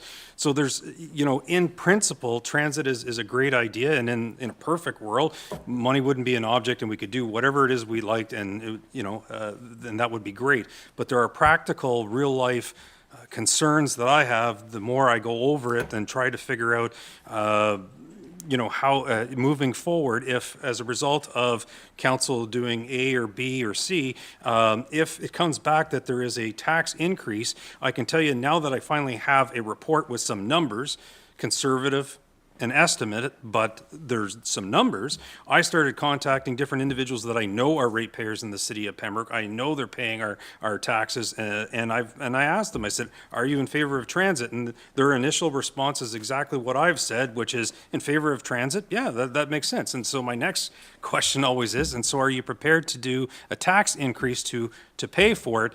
And the majority of the time, the answer is a flat out no. We pay enough, we're not paying any more. And I recognize what Councillor Abdallah is saying is that there is a number of services in our municipality that not everyone uses. I get that. But whenever I'm responsible to the ratepayers at large and a number of the ratepayers are saying to me no, then I have a problem. And so I have no issue moving forward to analyze this and see where we go. But when I have a true number, trust me, I'm going to be going out to the ratepayers again and saying, so you told me you're in favor of transit.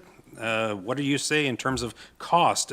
Are you prepared to do a tax increase? And if they say no, that's likely going to be where I'm going to be going with it, because that's what I'm being told.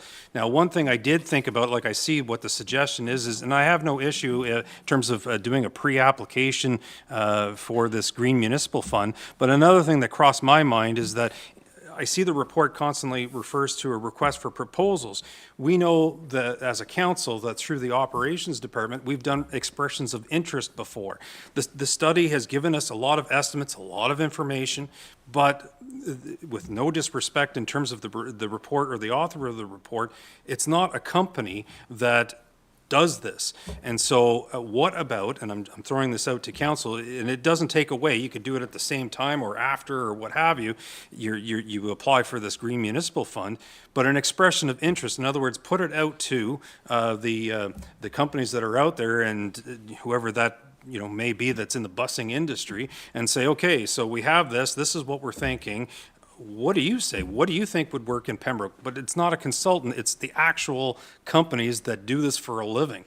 We've done it, as I said, and I'm repeating myself, but in operations, we've done it on countless times when we don't know enough. And so we throw out an expression of interest, different companies come forward and say, yeah, you could do that, but you probably want to do this. And then you have that next step, which is seemingly what council wants to do, is one step further down the road to see whether or not, is it feasible, will it work, and as his worship has said, so that it doesn't fail again, because we've had a municipal system, we've had, and I will use their company name, but Tom Transit, we've had different ones, and they have not succeeded for various reasons. So if we're going to do this, let's do it right. But I'm going to just put it right out there that if, as a result of applications, expressions of interest, requests for proposal, what have you, if ultimately the ratepayer says to me, Ron, while we like transit in the perfect world, Pembroke is too small, or whatever the situation is, don't look to me for a tax increase, that's where I'll end up going.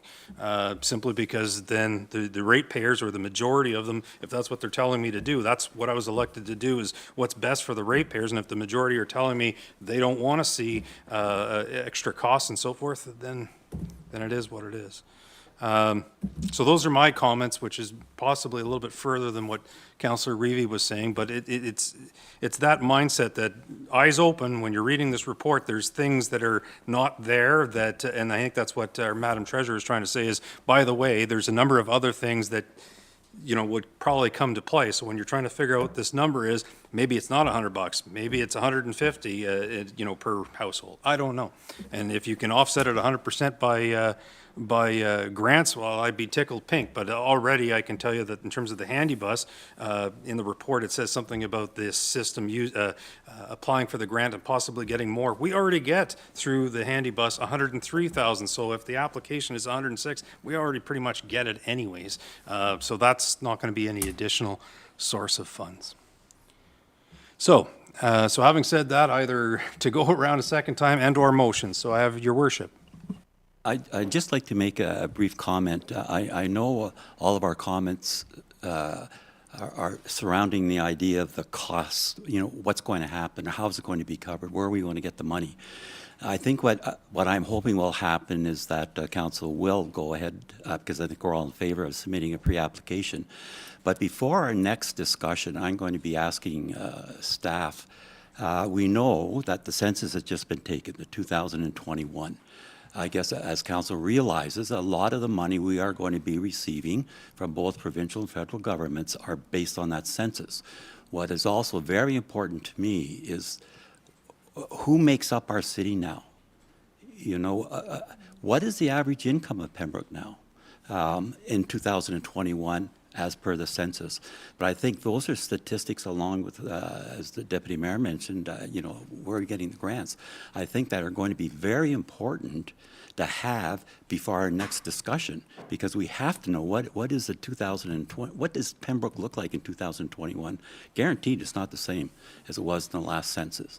And it's also going to affect you know, the community as far as the money that hopefully the revenue we receive from the federal and provincial government. Thank you, Chair. Thank you. Councillor Plummer. I thank Deputy Mayor for making all the finer points. I think that council is certainly aware of most of them, but it's always nice that you allocate all the points in detail to us. But I would like to make a motion that we, staff, move ahead with submit the pre-application to the FCM Transportation Pilot Project. Okay, so there's the motion, a seconder, seconded by Councillor Abdallah. Any further discussion?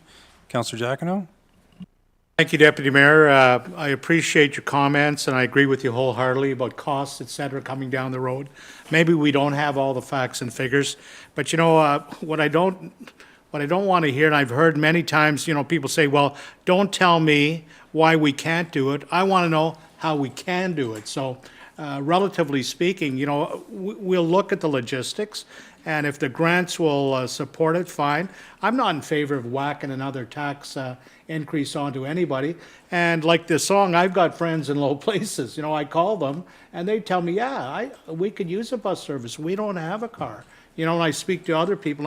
I'm sure you've talked to different people in, you know, different social economic venues, and I mean, you're going to get a different opinion from whoever you're talking to. If you're driving a Cadillac and you don't need to get on the bus, you don't want your taxes going up. But if you're on a disability pension and you got to go and buy groceries and you got to get your medicine, well, you know, that may support that particular individual. And as I said earlier, I mean, we're judged on how we treat, you know, the least, you know, the most vulnerable within our society. Whether that, you know, whether all the other people are in agreement with that or not, well, we're kind, you know, we're Christian, supposedly.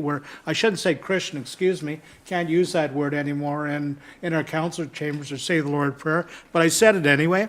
But I think we have to have a philosophy of kindness towards those who are less fortunate. And my goal, again, as yours, Deputy Mayor, is not to see a tax increase associated with this program. And if it comes back and says, well, you know what, we're going to have to hit everybody up for $15, no, I'll vote against it. But if we can come up with a way to do it without doing that, and I think there's enough brains and there's, you know, there's enough intellectual property out in the area to do that. You know, people said, well, we'll never build a new walkway at the marina. It happened. People came together. And there's ways of getting things done if you have motivators and you have people that believe in a project. So I believe in strongly going forward, finding out what else we can do. But I'm again saying, well, you know, Billy, I know you're working day and night to support your family. How'd you like another $75 on your tax bill? I know what he's going to tell me. You know, thank you. Sir Abdallah? Thank you. So, first of all, the main goal of the pilot project is to find out the real data, the real costs. What's it going to cost? What revenue will we bring in? And the pilot project will show flexibility. Where can we gain revenue from increased ridership, increased partnerships with the college? We don't know how much revenue the college is going to bring in. If 500 students pay $500 a year for a pass, you know, it's $250-some thousand. We don't know. Or will they go optional? We don't know until there's a product. Nobody said we're going to increase taxes for transit. There's different ways of doing it. We can absorb it in the budget. I'm sure we can find $100,000, $150,000 in a yearly budget to support transit in Pembroke without raising taxes. Fair revenue, partnerships with local municipalities possibly, but this is why you do the pilot project. This is what you have to do. I was at the community garden in the summertime. A gentleman came up to me on a fixed income. He said, when are we going to get a transit system? I'm paying $150, $200 a month on taxi cab. And it's not taking anything away from the taxi cabs. They do a great business, but this is a needed service. Another person came up to me and said, I'm going to be getting rid of my car in a few years. How will I get around Pembroke? So these are the questions being asked. But without doing the pilot project, you don't know. And we might not even qualify, because I know the greenhouse gas emission component has to be strong, and we'll make it stronger, we'll get more data. But as far as, I'm not going to debate EV versus diesel. To me, it's a no-brainer.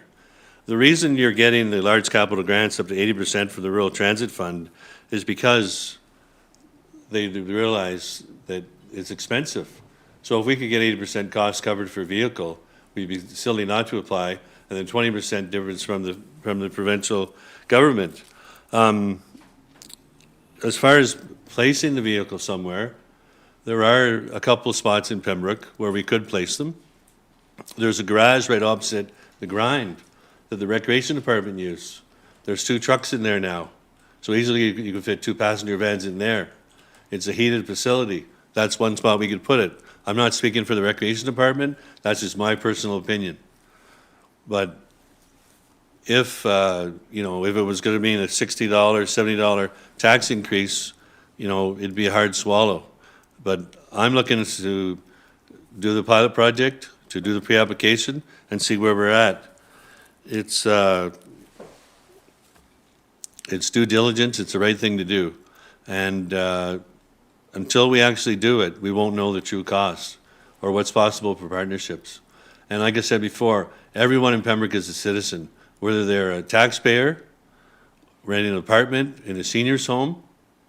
And some of the seniors that do not use the handy bus would use the transit system.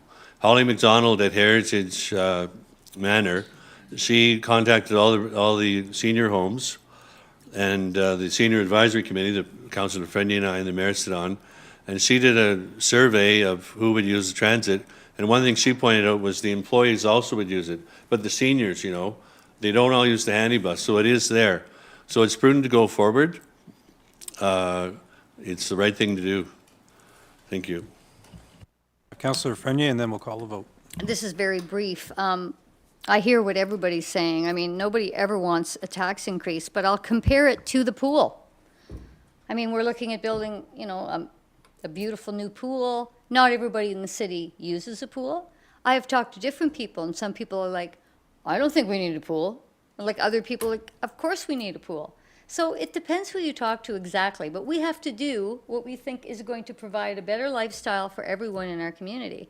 And when it comes to transit, I want to see, if we get this grant too, I would hate to see us bear the burden of transit because I don't think we can afford it. However, I also think of those young teenagers that want a job, that live in the west end of Pembroke, that can't get to a part-time job because their parents don't have a car or they just can't walk in the winter.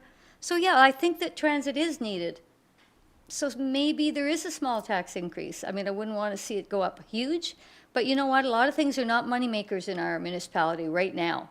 Recreation's not a money maker, so if we have to take a small loss, as Councillor Abdallah said, maybe we do have to put a small line budget in there.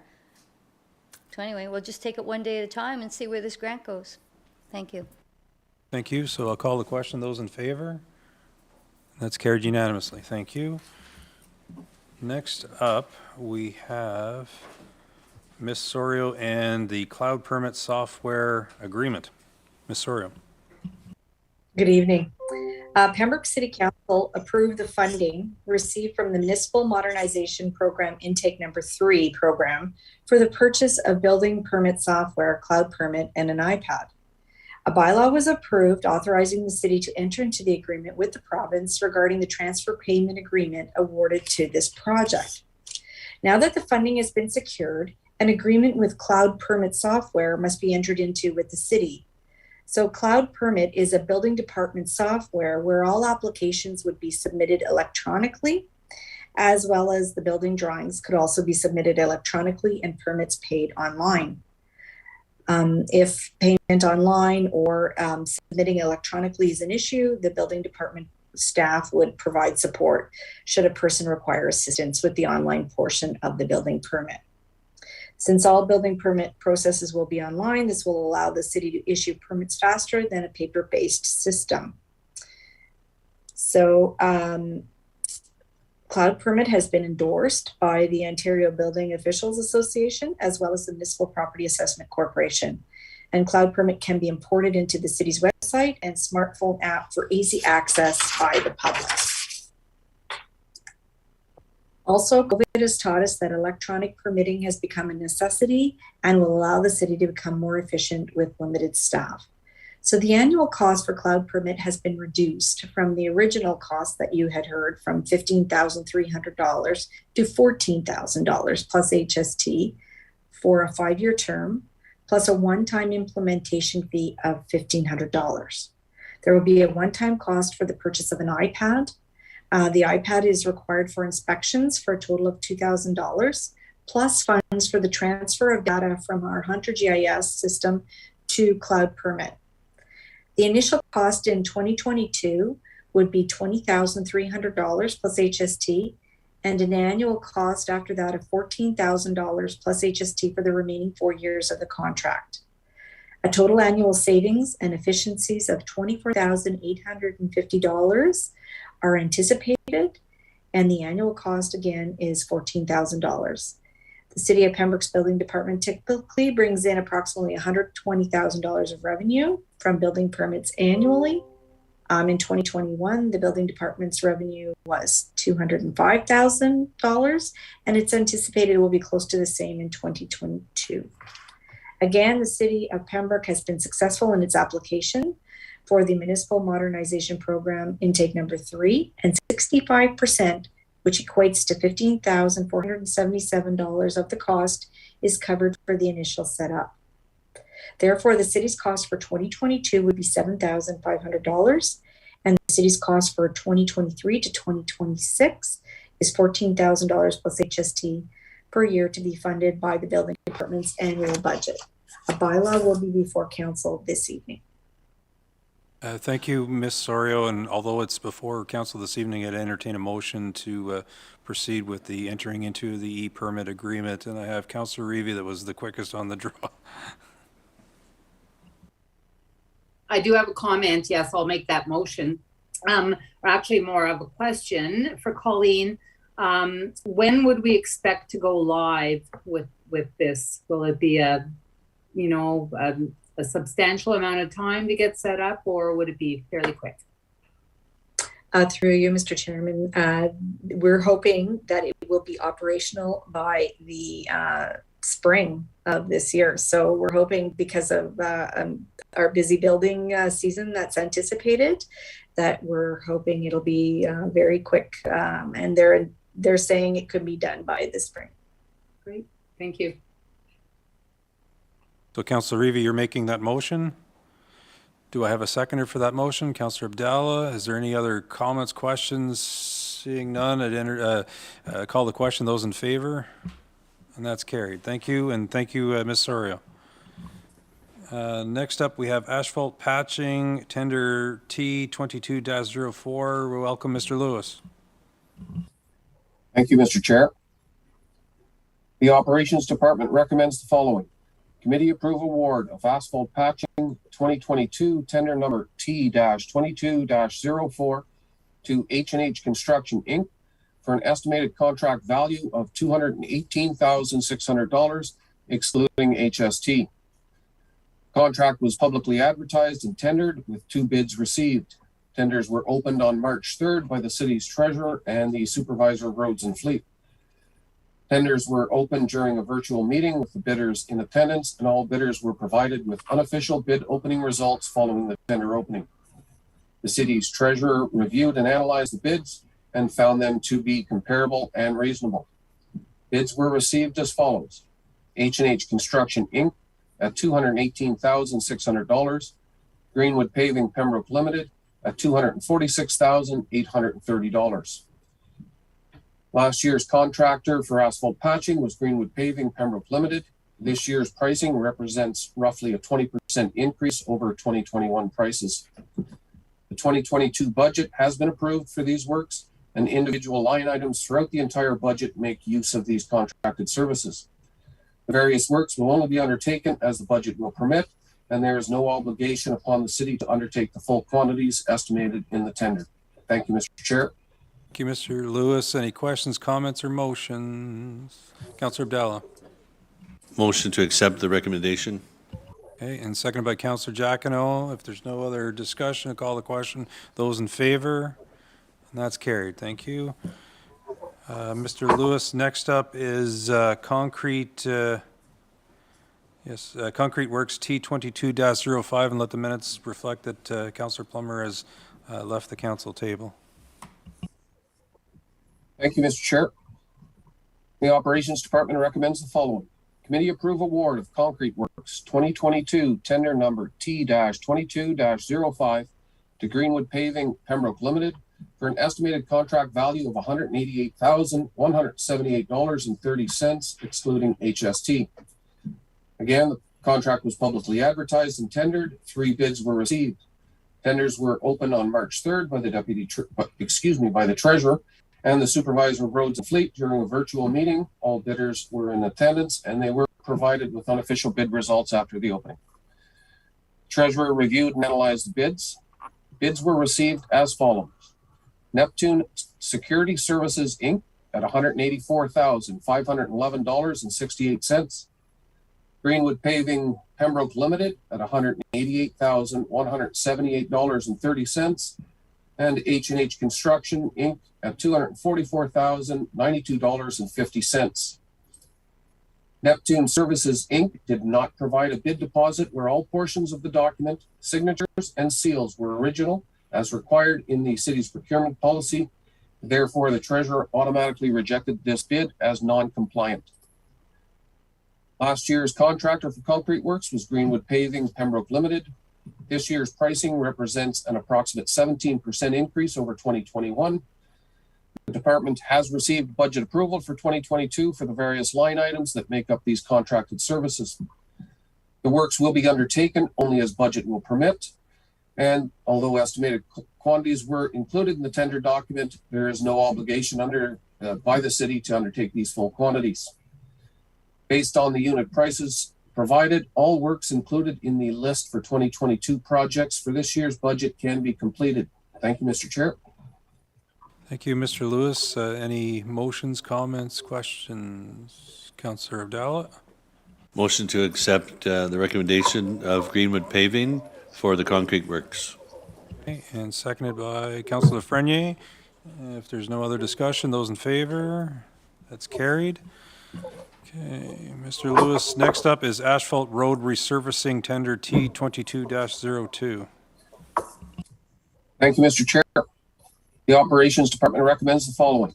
Committee approve award of Asphalt Resurfacing 2022, tender number T-22-02 to Greenwood Paving Pembroke Limited for an estimated contract value of $316,534.60, excluding HST.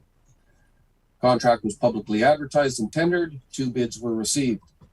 Tenders were opened on March 3rd by the Treasurer and the Supervisor of Roads and Fleet. Tenders were opened during a virtual meeting with the bidders in attendance, and unofficial bid opening results were provided following the tender opening. The city's treasurer reviewed and analyzed the bids and found them to be comparable and reasonable. Bids were received as follows. Greenwood Paving Pembroke Limited, $316,534.60. H&H Construction Inc., $341,622.85. Last year's contractor for asphalt resurfacing was Greenwood Paving Pembroke Limited. This year's pricing represents an approximate 4% increase over 2021. The department has received budget approval for 2022 for the various line items in the budget that use these contracted services. The various works will only be undertaken as the budget will permit. The allocated budget is sufficient to complete the list of streets approved at the time of budget deliberation. Estimated quantities were included in the tender documents, but there is no obligation upon the city to undertake the full quantities. Thank you, Mr. Chair. Thank you, Mr. Lewis. Councillor Giacono? Move we accept the recommendation as made by our senior member of staff. And Councillor Abdallah seconding it. Any discussion? Seeing none, those in favor? That's carried. And Councillor Plummer is returning to the table. Next up, Mr. Lewis, we have pre-procurement of snowplow for 2023. Thank you, Mr. Chair. The Operations Department seeks direction on the pre-procurement of an additional snowplow combination unit in 2022 for payment and delivery in 2023. Due to the COVID-19 pandemic, truck suppliers and manufacturers have experienced significant shortages of materials and electronic components for equipment builds. As well, truck manufacturers have continued to experience incremental plant shutdowns, and many production schedules are full well into 2023. Based upon the current levels of orders received now are not expected to be built until the last quarter of 2023. The city's last order for a new combination unit was placed in May of last year, and we have yet to receive this unit with no delivery date being provided as yet.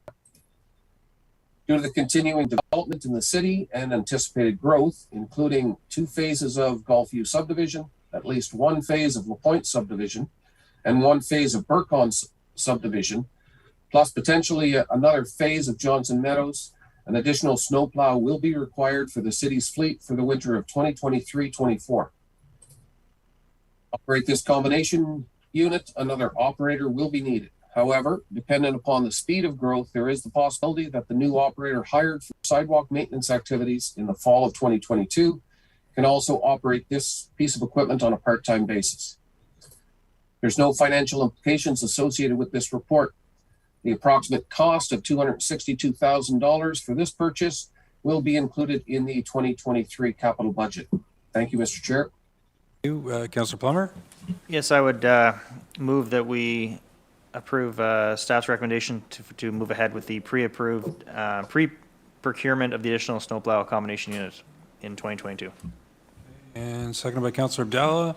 Any discussion, questions? Seeing None. Call the question. Those in favor? And that's carried. Next up, Mr. Lewis, you have active transportation applications options is the next one. Thank you, Mr. Chair. The Operations Department is seeking direction on the options for submission of an application for the Active Transportation Fund Infrastructure Canada. At the February 15th committee meeting, the Operations Department received direction to proceed with an application under the Active Transportation Fund Infrastructure Canada for the development of trailheads and touchdown areas along the Algonquin Trail. The discussion was to include amenities at College Way, at the Farmers Market, and at the end of Douglas Street. A touchdown area has also been included in the options for Forest Road adjacent to the trail, as it could be complementary to parking available at that location. At the same meeting, the department was directed to return to committee with options to be included in the application. The fund invests in projects that build on networks of pathways, bike lanes, trails, and pedestrian bridges that support active transportation and shift away from vehicles. The program is very firm on active transportation being the focus, and no promotion of motorized transportation should be included. Staff discussed with various stakeholders on the Algonquin Trail the amenities being included in the various touchdown locations. Numerous and ongoing discussions are being held with the County of Renfrew regarding the application and the intent of these areas. Sketches of the 4 proposed locations are attached to the report for your information. At the Farmers Market, for an estimated cost of $21,500, amenities will include benches, waste receptacles, bicycle racks, bicycle repair station, wayfinding signage, and maps showing locations of interest in the immediate area.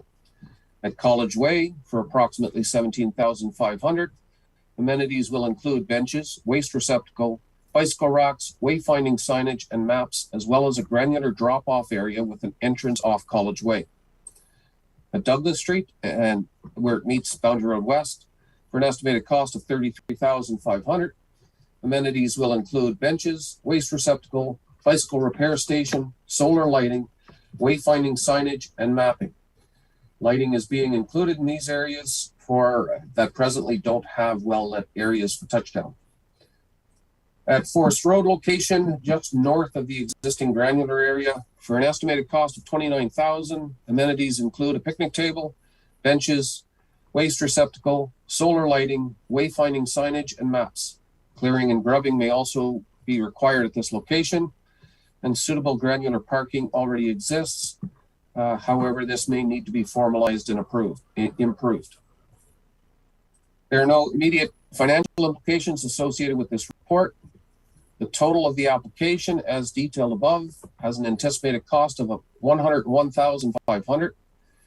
If the city were successful in securing funding for this project, a portion of the 40% city share, which is approximately $40,000, is included in the 2022 capital budget related to the trailheads. Any remaining amount for the 2 projects could come from general capital reserves. Thank you, Mr. Chair. Thank you. Councillor Abdallah. I have a question for Mr. Lewis. Well, first of all, a comment. I think this is fabulous. You know, active transportation, walking, cycling on that trail. It's going to be great, and I hope we get approved for this funding. Question is, can you just comment? There's no light funding included on Farmers Market or College Way. So can you just explain what lighting is there?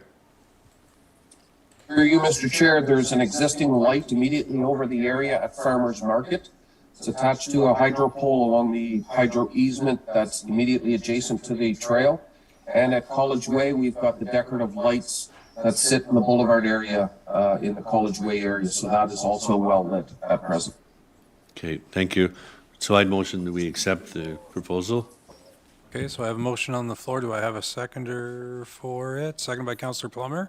Any other questions or comments? Councillor Frenier? Bit of an unorthodox question. I'm not an ATVer and I'm not a snowmobiler. I do walk and run.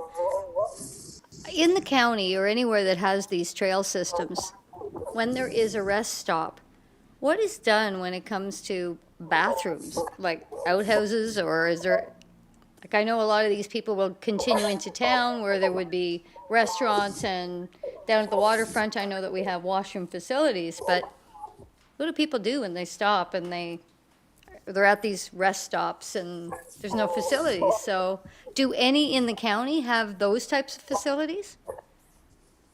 Does anybody know? Does anybody partake in this activity that would know? So, Mr. Lewis? Thank you, Mr. Chair.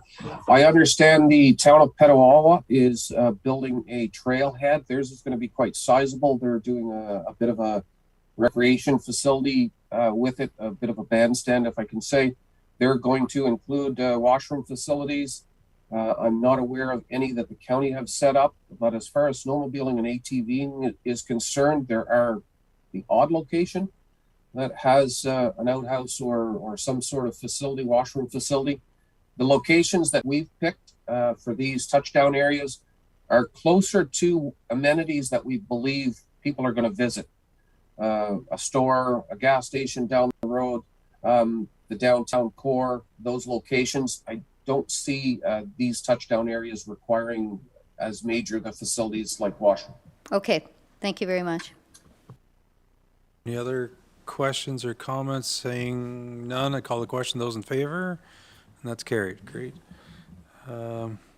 Great initiative. Mr. Lewis, next up we have 2021 Annual Water Report. Thank you, Mr. Chair. The Operations Department recommends that the committee accept the City of Pembroke Drinking Water System 2021 Annual Water Report, and that the Mayor and Chair of Operations sign and approve as indicated. The enabling resolution will come before Council later this evening for approval, should the committee agree. The committee report encompasses the 3 different annual reports required for the City of Pembroke drinking water system related to Ontario Regulation 170/03 and Ontario Regulation 387/04. The annual report is completed in accordance with Schedule 22 of OREG 170/03 under the Safe Drinking Water Act. This schedule requires a summary report to be prepared no later than February 28th of each year for the preceding calendar year. This summary report is to be provided to members of the Municipal Council and endorsed by a resolution of Council. Also included in the report is the Section 11 Annual Report, prepared to satisfy the requirements of OREG 170/03, Section 11. Copy of the annual reports will be made available to all drinking water system owners that are connected to the City of Pembroke drinking water system and to whom the City of Pembroke provides all of its drinking water, namely the Township of Laurentian Valley. As part of the requirements of the Water Taking and Transfer Regulation, OREG 387/04, it is required that all raw water daily flow volumes are submitted electronically for review by MECP. Copy of the data submitted is contained within the attached report. Section 12 of OREG 170/03 requires that these reports be made available for inspection by any member of the public during normal business hours without charge. The report will be made available for inspection at City Hall, on the city's website, and at the water purification plant. And if I could, just a few interesting points to highlight related to the report for those that may be watching. In 2021, approximately 2.7 million cubic meters of treated drinking water was provided by the city. Water treated is monitored and analyzed by in-house staff 365 days a year. Water turbidity is measured just over 35,000 times a year. Free chlorine is measured 8,760 times a year. And the city continues to provide safe drinking water to our ratepayers and water system users in a highly regulated and rigorously enforced environment. There are no financial impacts associated with this report. Thank you, Mr. Chair. Thank you, Mr. Lewis. Councillor Reevy? Thank you.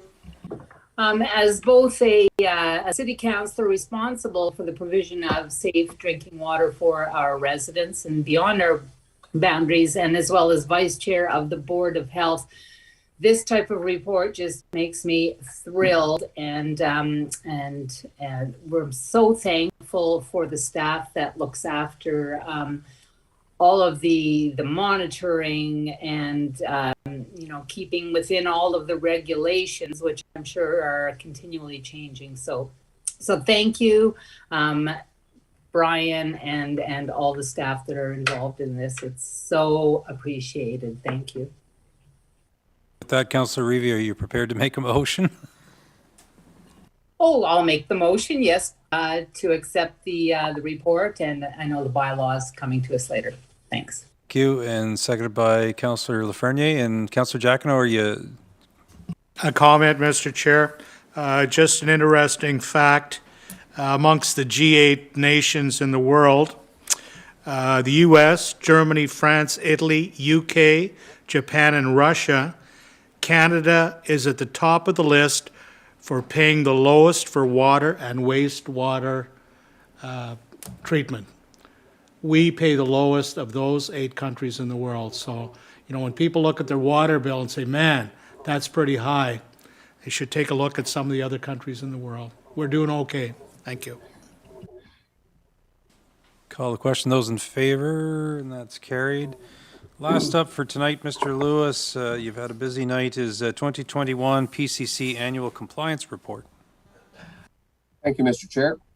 The Operations Department recommends that the committee accept the attached Pollution Control Center Annual Compliance Report for 2021. The enabling resolution will come before Council later this evening for approval of the report, should committee agree. The legislated date for producing the Pollution Control Center Annual Compliance Report is March 31st of each calendar year.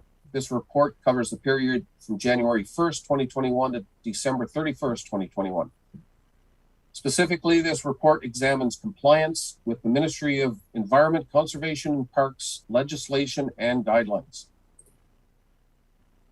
The wastewater treatment and collection system is subject to legislative requirements, including the Ontario Water Resources Act, the Environmental Protection Act, the Nutrient Management Act, and various MECP guidelines.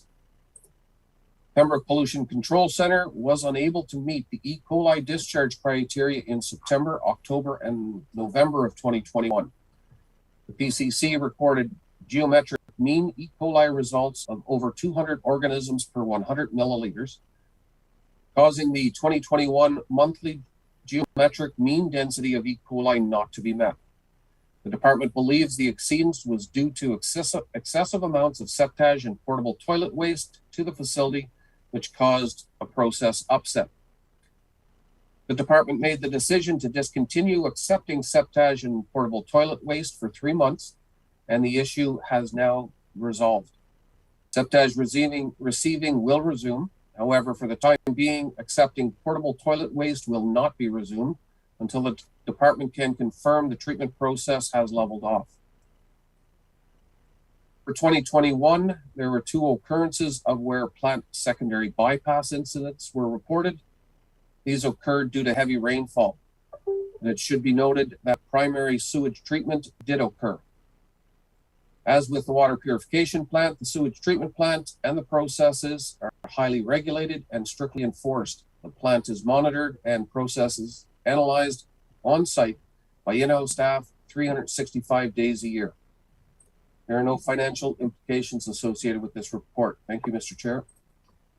Thank you, Mr. Lewis. Questions, comments, motions? Councillor Abdallah? I have a question. Mr. Lewis, are we obligated as a city to accept the septics and portable toilet waste? Is that something we have to do? Through you, Mr. Chair, no, we are not obligated to. However, it would be difficult for the surrounding area. We also accept what we use, or what we call septage, when we pump out and clean our sanitary sewer lines as well. So that's part of the same process. It is a revenue generator. The surrounding areas, we do have some locations in Pembroke on septic system, and the surrounding areas, the septic systems do appreciate the service, but we're not obligated, no. Right. So it is good revenue generator, and once things are normal, it's good to have. Through you, Mr. Chair, yes, it is. It's a very good revenue generator, and in the future with changes that various ministries are putting in, it will become even larger. Okay, thank you. So I make a motion that we accept the Pollution Control Center Annual Compliance Report for 2021. Thank you. Do I have a seconder for that one? I have Councillor Plummer. Perhaps, Mr. Lewis, not to belabor this, but your last comment, and I know that the Vice Chair, Councillor Giacono, and myself, that we meet with you, and if you can maybe comment in terms of what movement is afoot in terms of these individuals with septic systems and so forth, and what role that the municipality would end up playing, briefly. Through you, Mr. Chair. The regulations that are coming out soon. The ministry regulations are going to ban the spreading of septage on farmers' fields. So at present, and it has been for quite some time, it was common practice to spread septage and sewage sludge on farmers' fields. That is becoming something that we're going to see go by the wayside. And locations that can accept septage is going to be more and more important. So presently, a lot of septage has been traveling down to the Ottawa area, especially when we weren't accepting. But even larger vehicles, larger tractor trailers that are trying to get rid of the septage can't bring it into the city because we don't have a facility large enough. So in the future, when those regulations come into play, the city will be a major player in dealing with the septage that come from septic systems and so forth. Thank you. So if there's no other questions or comments, call the question. Those in favor? And that's carried. Thank you, Mr. Lewis. And I'd entertain a motion to adjourn the Operations Committee for this evening. Councillor Abdallah and Councillor Plummer, we are adjourned.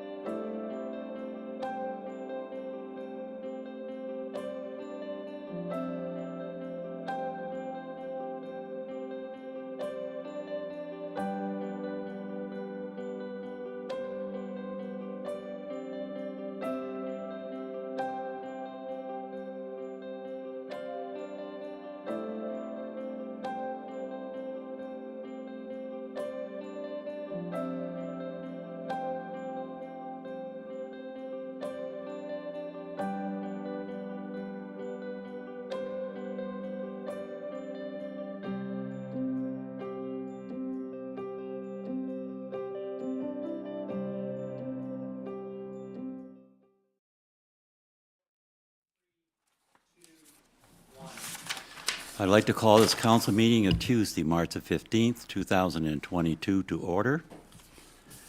Before opening this meeting of council, I'd ask those who wish, each in your own way, silently join in a prayer of guidance over these proceedings.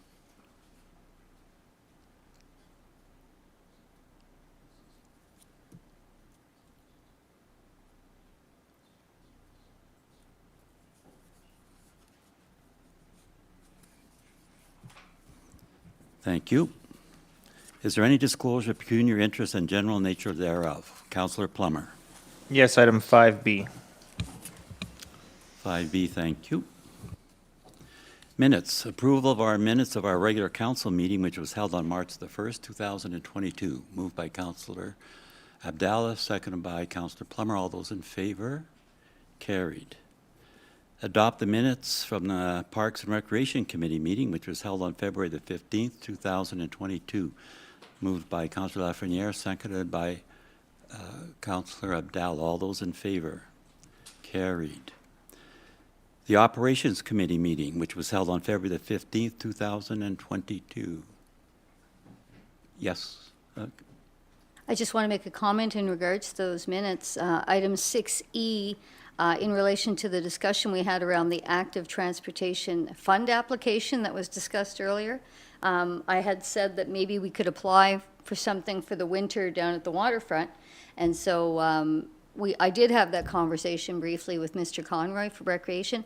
And apparently to open up the trails down there, maybe have a groomer or something, doesn't really fit the criteria of this type of active transportation grant. So I just want to let you know, it's kind of a dead end there. So I just thought I'd report. Okay, thank you.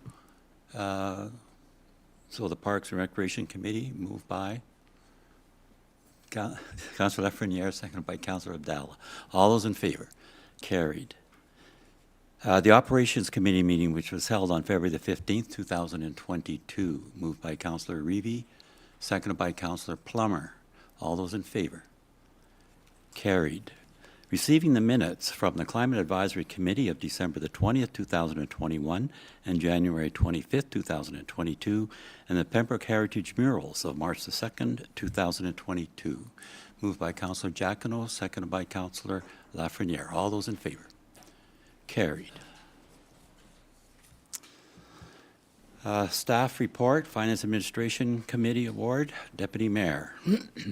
Thank you, Your Worship. Moved by myself, seconded by Councillor Giacono, the tender contract number 21-2627 for the Forest Road Storm Sewer Reconstruction be awarded to Bonashare Excavating, Inc. in the amount of $1,163,213.57 plus HST, and that the additional expenditures in the amount of $75,000 be approved for a contingency allowance, the total value of the recommendations equaling $1,238,213.57 plus applicable HST. Thank you. Any comments? It was discussed at a recent meeting. I was just looking at the minutes, trying to find which meeting it was, but at a recent meeting, this was discussed to allow a project to proceed on Forest Road, much needed infrastructure because the infrastructure there is precarious. Thank you. All those in favor? Carried. The Operations Committee, Councillor Giacono.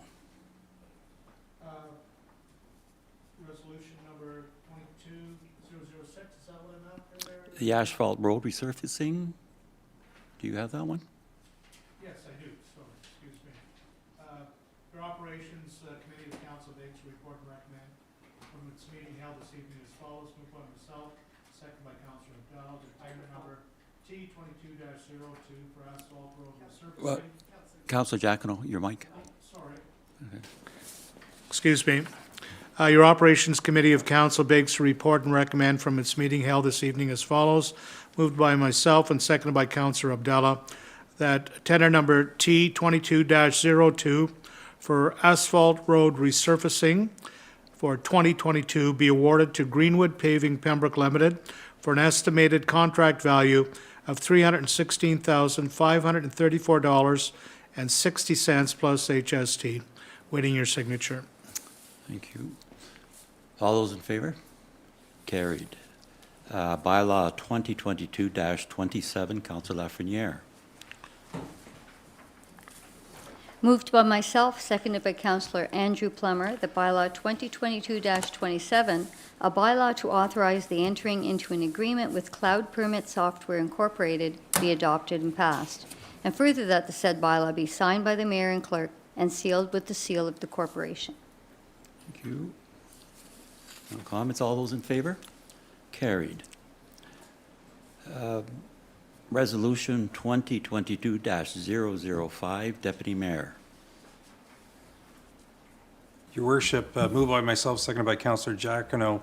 Be it resolved that the Corporation of the City of Pembroke approves the City of Pembroke Pollution Control Center 2021 Annual Compliance Reports. Thank you. All those in favor? Carried. Resolution 2022-006, Councillor Giacono. Thank you, Your Worship. Moved by myself and seconded by Councillor Abdallah. Be it resolved that the Corporation of the City of Pembroke approves the City of Pembroke Drinking Water System 2021 Annual Compliance Reports. And as I stated earlier, Worship, the availability to have a good, clean drink of water, many times we take for granted. But we look around us in the world today, many people are lacking that basic service. This resolution awaits your signature. Thank you. All those in favor? Carried. On Thursday, March the 10th, I represented the city at the 2022 virtual Garrison Petawawa Business Lunch. I made a presentation along with Chief Jocko, Warden Robinson, and Petawawa Deputy Mayor Gary Service. We were asked to share pertinent information for the businesses in attendance. In my presentation, I spoke about our CIP program, Pembroke's 2021 growth, COVID support that we provided to businesses and to continue to do so, and also our infrastructure improvements and economic development within the city. The theme for this year's lunch was We Stand Together. I ended by thanking the Garrison and added that Pembroke looks forward to continue partnering with the county, Garrison, Petawawa, and the surrounding municipalities.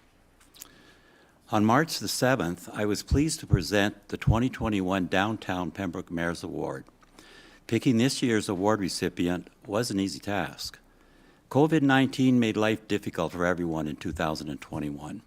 Small businesses suffered greatly, not knowing what was going to happen next.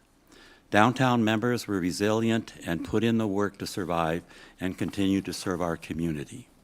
It is amazing to see how our business community innovated and adapted. The PBI Mayor's Award is about recognizing people who make exceptional contributions to the downtown community. This is why I have chosen all downtown businesses, organizations, and property owners as the 2021 Mayor's Award recipients. I would also be remiss if I didn't thank our residents and the residents of neighboring communities for shopping locally and continuing to support our downtown. We as a community have joined other Canadian communities to express our solidarity with the people of Ukraine and all Canadians of Ukraine heritage. As a municipality, we will work with the Government of Canada and the province to oppose this injustice. And I would encourage everyone who wishes to support those impacted by the crisis in Ukraine to donate to the Red Cross's Ukraine Humanitarian Crisis Appeal. Beginning tomorrow, we will fly the Ukrainian flag here at City Hall for the next little while to show our support for the people of Ukraine. In pandemic news, a highlight is the lifting of the mask mandate in the majority of settings on March the 21st. The exceptions at this time are public transportation, healthcare settings, long-term care homes, shelters, jails, and congregate care settings. Business and employers on March 21st remain free to continue to implement masking if they feel it is a reasonable step to protect the health and safety of their workers. There will be individuals who continue to wear masks when they are no longer mandated, and I would ask everyone in our community to be kind and respect people who make that decision. We can be proud of how we have handled this pandemic so far, and the end is in sight. Please remain vigilant, and if you have not had a chance to get vaccinated, please do so. Thank you. Is there any notices of motion? Seeing none, Councillor updates. Councillor Abdallah. Thank you, Your Worship. This past Saturday, Councillor Lafreniere and I attended the Germania Club Pembroke for the Soup and Support for Ukraine. And I spoke on behalf of the mayor and council and the community, extending our thank you to Shannon Boucher, Laurel Andrews, and Charlotte Witt for spearheading the event. Thank you to the Pembroke Germania Club, all the volunteers and businesses and individual donors and sponsors. Greenwood Country, Odd Man Out, provided exceptional music. It was great to see people up dancing again. And we want to thank all the local media outlets. The borscht was delicious. We want to thank anyone involved for making this community event a great success to support those in need in the Ukraine. Their goal was $5,000, and they raised $12,000 plus. There's still money coming in. So this shows you the great community support, and we support the Ukraine, and it's great to see we're flying the flag, and we encourage everyone to do what they can to support the Ukraine. Thank you, Your Worship. Thank you, Councillor Lafreniere. Yes, the Health Committee meeting last week was quite interesting, and just one point I want to let our community know about is a point-of-care ultrasound service rollout within the community paramedics program is being planned now, which means that paramedics will be able to provide that point of care in the homes of seniors, which is just another proof, a bit of proof about our paramedics and our CVTAC and the healthcare that we are providing people that don't have, ways or means to get out and have these tests done. Excellent. So it's exciting. Yes, Councillor Giacono. Thank you, Your Worship. I just want to bring note to a special person that no longer sits around this table, senior statesman, Councillor Terry O'Neill, who now resides at Marion Hill. He was, of course, of Irish descent and fiercely proud of it. That's why I wore this green tie. He expected me to show some respect to the Irish, even though I have a Polish background. So I kind of gave in to him a little. If anybody wants to wish him a happy St. Patrick's Day, he is residing at the Lodge. I'm sure he'd be glad to hear from you. He served under 7 mayors. He donated a lot of his personal time to make our community a better place. If it wasn't for him, we wouldn't have that extension at the Memorial Center, the viewing area, or you probably wouldn't have the Terry O'Neill Silver Stick competition taking place. So, Aaron Gobra, Terry, I'm sure you'll have a good St. Paddy's Day. Thank you. Thank you. Councillor Reevy. Thank you, Worship. It's my privilege to bring to you some very good news from the Pembroke Police Services Board. I think that Sean will be showing a picture of, or I guess it is, of the banners. So I'll give you a little bit of background on this. Over the past 2 years, throughout COVID, my husband and I have spent a significant amount of time at the Hunt Camp, which is in the Tweed Municipality area. And while there, we listened to a Belleville radio station.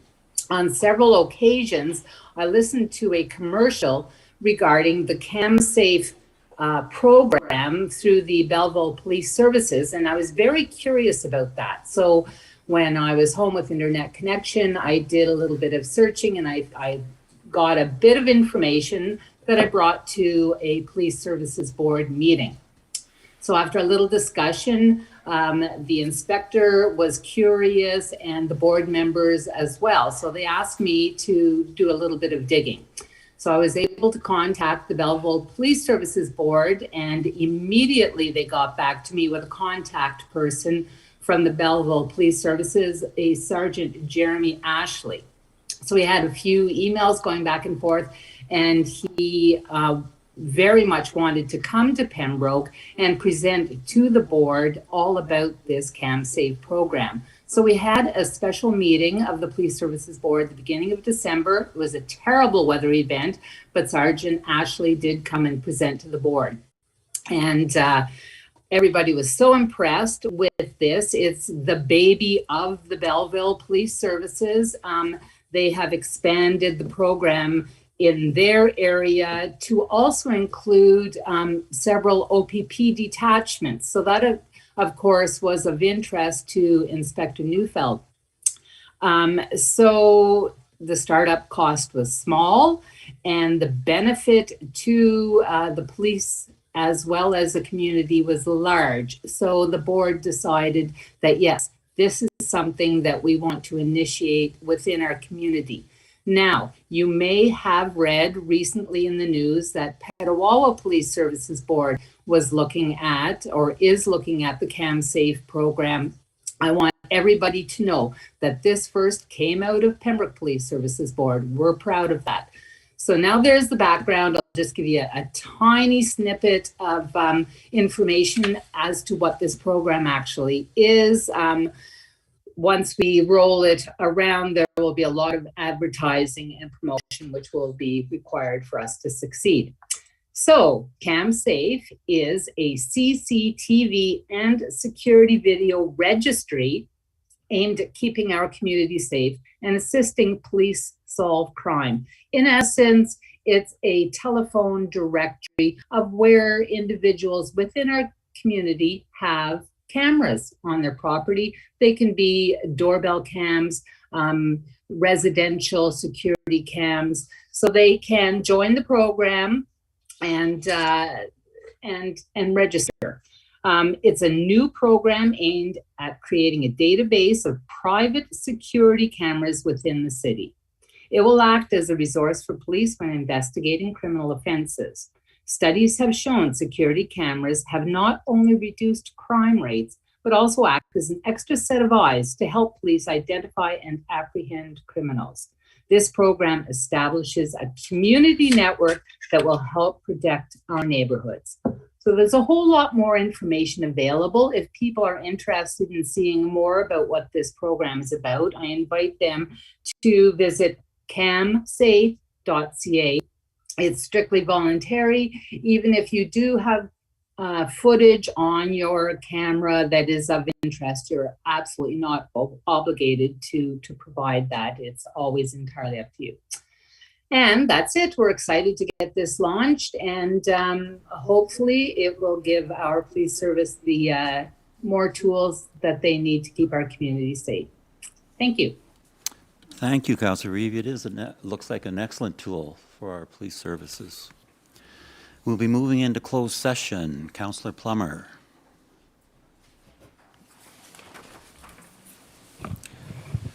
Moved by myself, second by Councillor Frenier, that the meeting become a closed meeting to discuss litigation or potential litigation, including matters before administrative tribunals affecting municipality or local board.